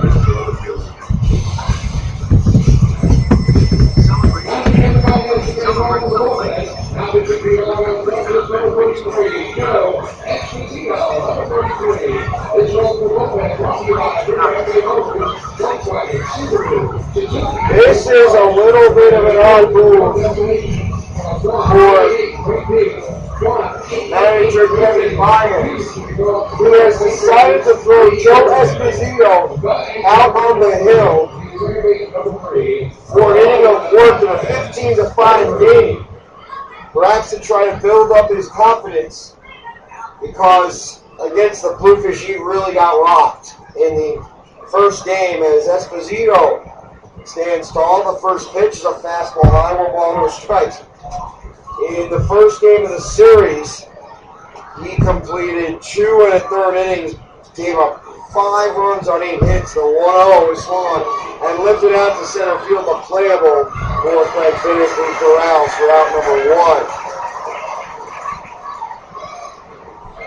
So Ramon Vasquez now 0 for 4 on the night and sets up Brock Peterson. First baseman, number 23, Brock Peterson, number 23. Peterson had a 4-game hitting streak entering tonight, but it appears as if that might be coming to an end. He is 0 for 3 as he's been hit by a pitch. Esposito deals first pitch fastball on his high. 1 ball, no strikes. The Bluefish suffered a beatdown tonight, or at least are in the process of losing a 1-0, swung and found out, but they will recover. This team is resilient. They beat the Ducks the first couple of times. And sometimes it takes these kinds of lashings to eventually become a better team and to maintain the course. The 1-1, on the ground to short. Taylor on 3 outs and a bottle by Dave Lyons. It looked like he was going to angle and then he spikes the ball down into E6. Brock Peterson reaches on the error as it brings up Louis Rodriguez. Sloppy play tonight. Not necessarily the defense, it's not the pitch location and everything else that has taken place here. 15 runs for Long Island, one of their highs this year.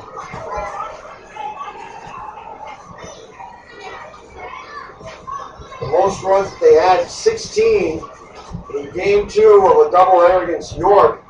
The pitch rotates inside, 1 ball, no strikes.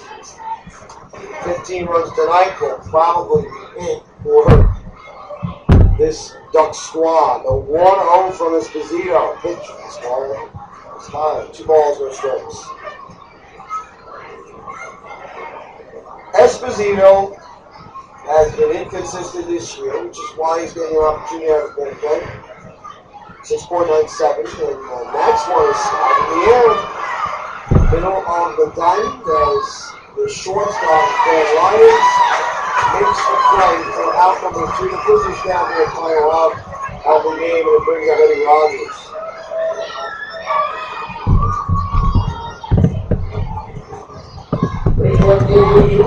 Long Island about to win its first game in the Ferry Cup Series this year. And with 2 men out, Eddie Rogers steps forward. A double, a pair of singles, a hit by pitch today. And with 2 men out, the righty delivers and the pitch swerves outside, 1 ball and no strikes.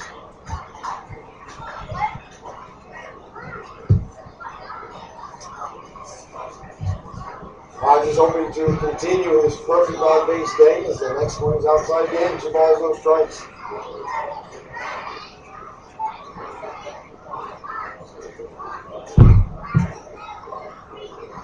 Righty-righty matchup.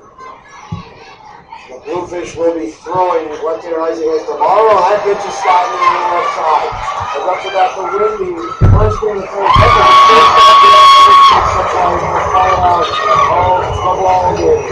The Bluefish suffered a 15-5 setback against the Long Island Ducks, carrying the first loss of the year against the Flock. The post-game show continues right after this on Bridgeport Bluefish.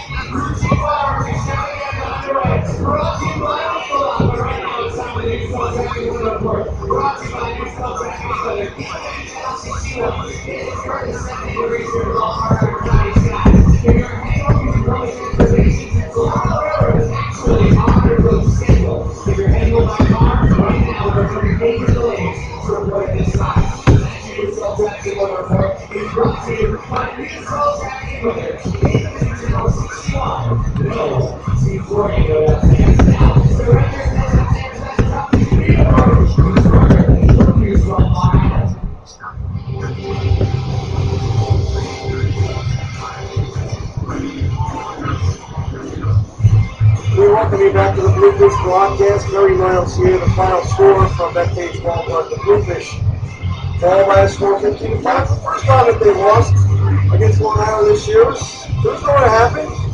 And the Bluefish are going to have days like this where the pitching staff does have its problems, but they did win the first 2 games. They're going to be going after the series victory tomorrow as it goes quickly to the 8th-run inning that the Ducks had. It was highlighted by a 2-run shot from James McGowan, as well as a 2-run double from Brian Nelson, and also a 2-run double from Matt Esquivel.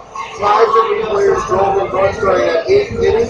Bridgeport at one point was down 9-0. They came back. Pedro Lopez, an RBI single to right field, and a fresh-rated 2-run drive to left center, made it 9-3. Well, there's another one in the bottom half of the field. Bridgeport was in another 2 more. At one point, it was 10-5. The runners in first and second. One of the next inning was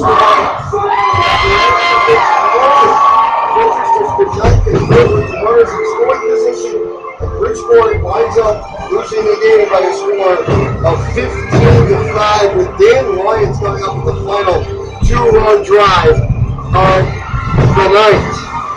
It was his first home run of the contest as the fireworks are playing on the center field wall. A number of fireworks last thing. Take a look at the box score for today's game. Silverman 5 of 37. It's 5-run final. He wins the game. He moves to 3-1 here. Anderson hitting it 2 hits. Hitting Louisa hit 2 walks and a strikeout. Esposito hitting was the work for Long Island. Meanwhile, Raymond Diaz suffers a loss. He's 0-3. 2 innings. He hits 8 runs. 2 walks, a strikeout. Pelser makes his Bluefish debut, hitting 2 hits and 1 with a walk. Darcy, 2 3/3, 4 hits, 2 runs, 3 strikeouts, and in those 2 innings, 3 hits, 4 runs, 4 walks, and 3 Ks tonight. Everyone for the Bluefish except for Vasquez and Peterson with hits. A hit and RBI from Jones, a run, 2 RBI, and a hit from Lopez. Hit 1 and 2 ribbies from Wright and 2 hits from Lopez. Rodriguez with a hit and a run, 3 hits, 2 runs scored from Rogers, and 1 hit from Peter Barrow. Meanwhile, 5 runs, 10 hits, and 1 error. 1 out, 15 runs, 17 hits, no error. Everyone had a hit today for Long Island. A hit and run for Vinnick. Nelson, 2 hits, 3 runs, 2 RBI. Singh, a hit, 2 runs, and an RBI. Escobar, a hit, a run scored, 2 RBI. Navarrete, 3 hits, 2 runs, and an RBI. McClellan, 3 out of 4. A run and 6 ribbies. A hit and a run from Ortiz. 3 hits, 3 runs from Josh Johnson. Dan Lyons, 2 hits and a run with 3 RBI in the ballgame. When we come back to the Bluefish broadcast, we will close it out with the Atlantic League scores and also the Big League scores. Stay tuned to listen to 30 miles at BridgeportBluefish.com. We'll be right back.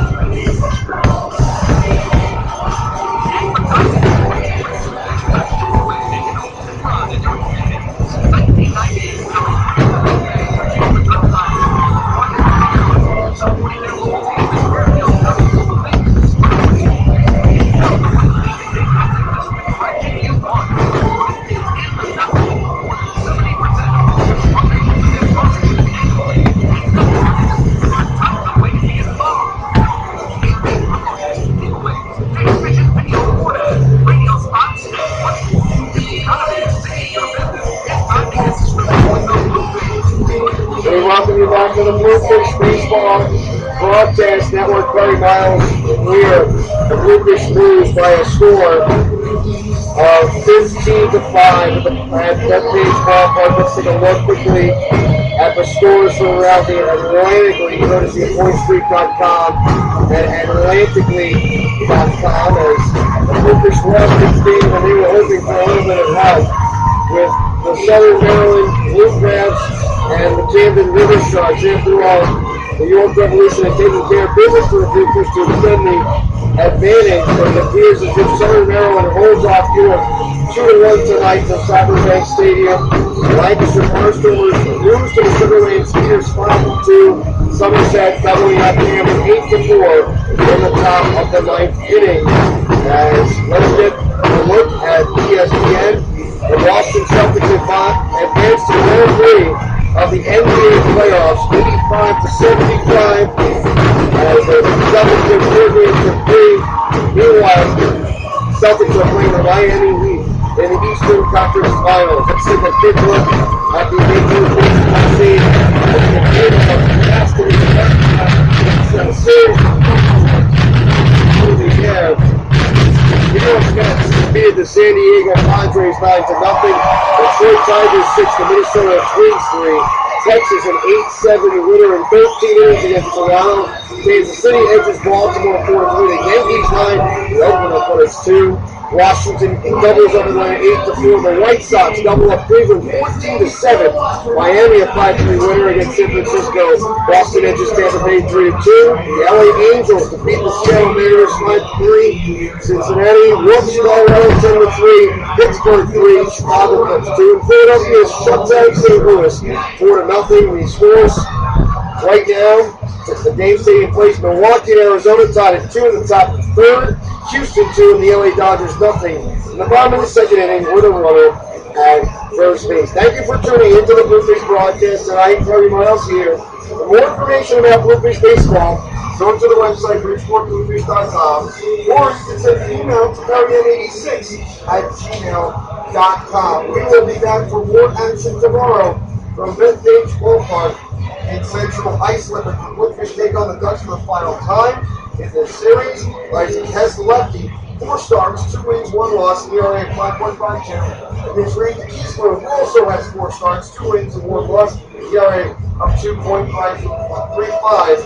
A 135 first pitch, 115 pregame show. As they lose tonight 15-5, the Ducks at 18-10, 2.5 ahead of Bridgeport heading into tomorrow's play. Bridgeport falls 9-7 on the road, 14-11 in the month of May, 16-13 overall, 5-1 against the Long Island Ducks. Thank you for tuning in. Have a wonderful night. We will see you at 1:15 tomorrow afternoon for the 135 first pitch.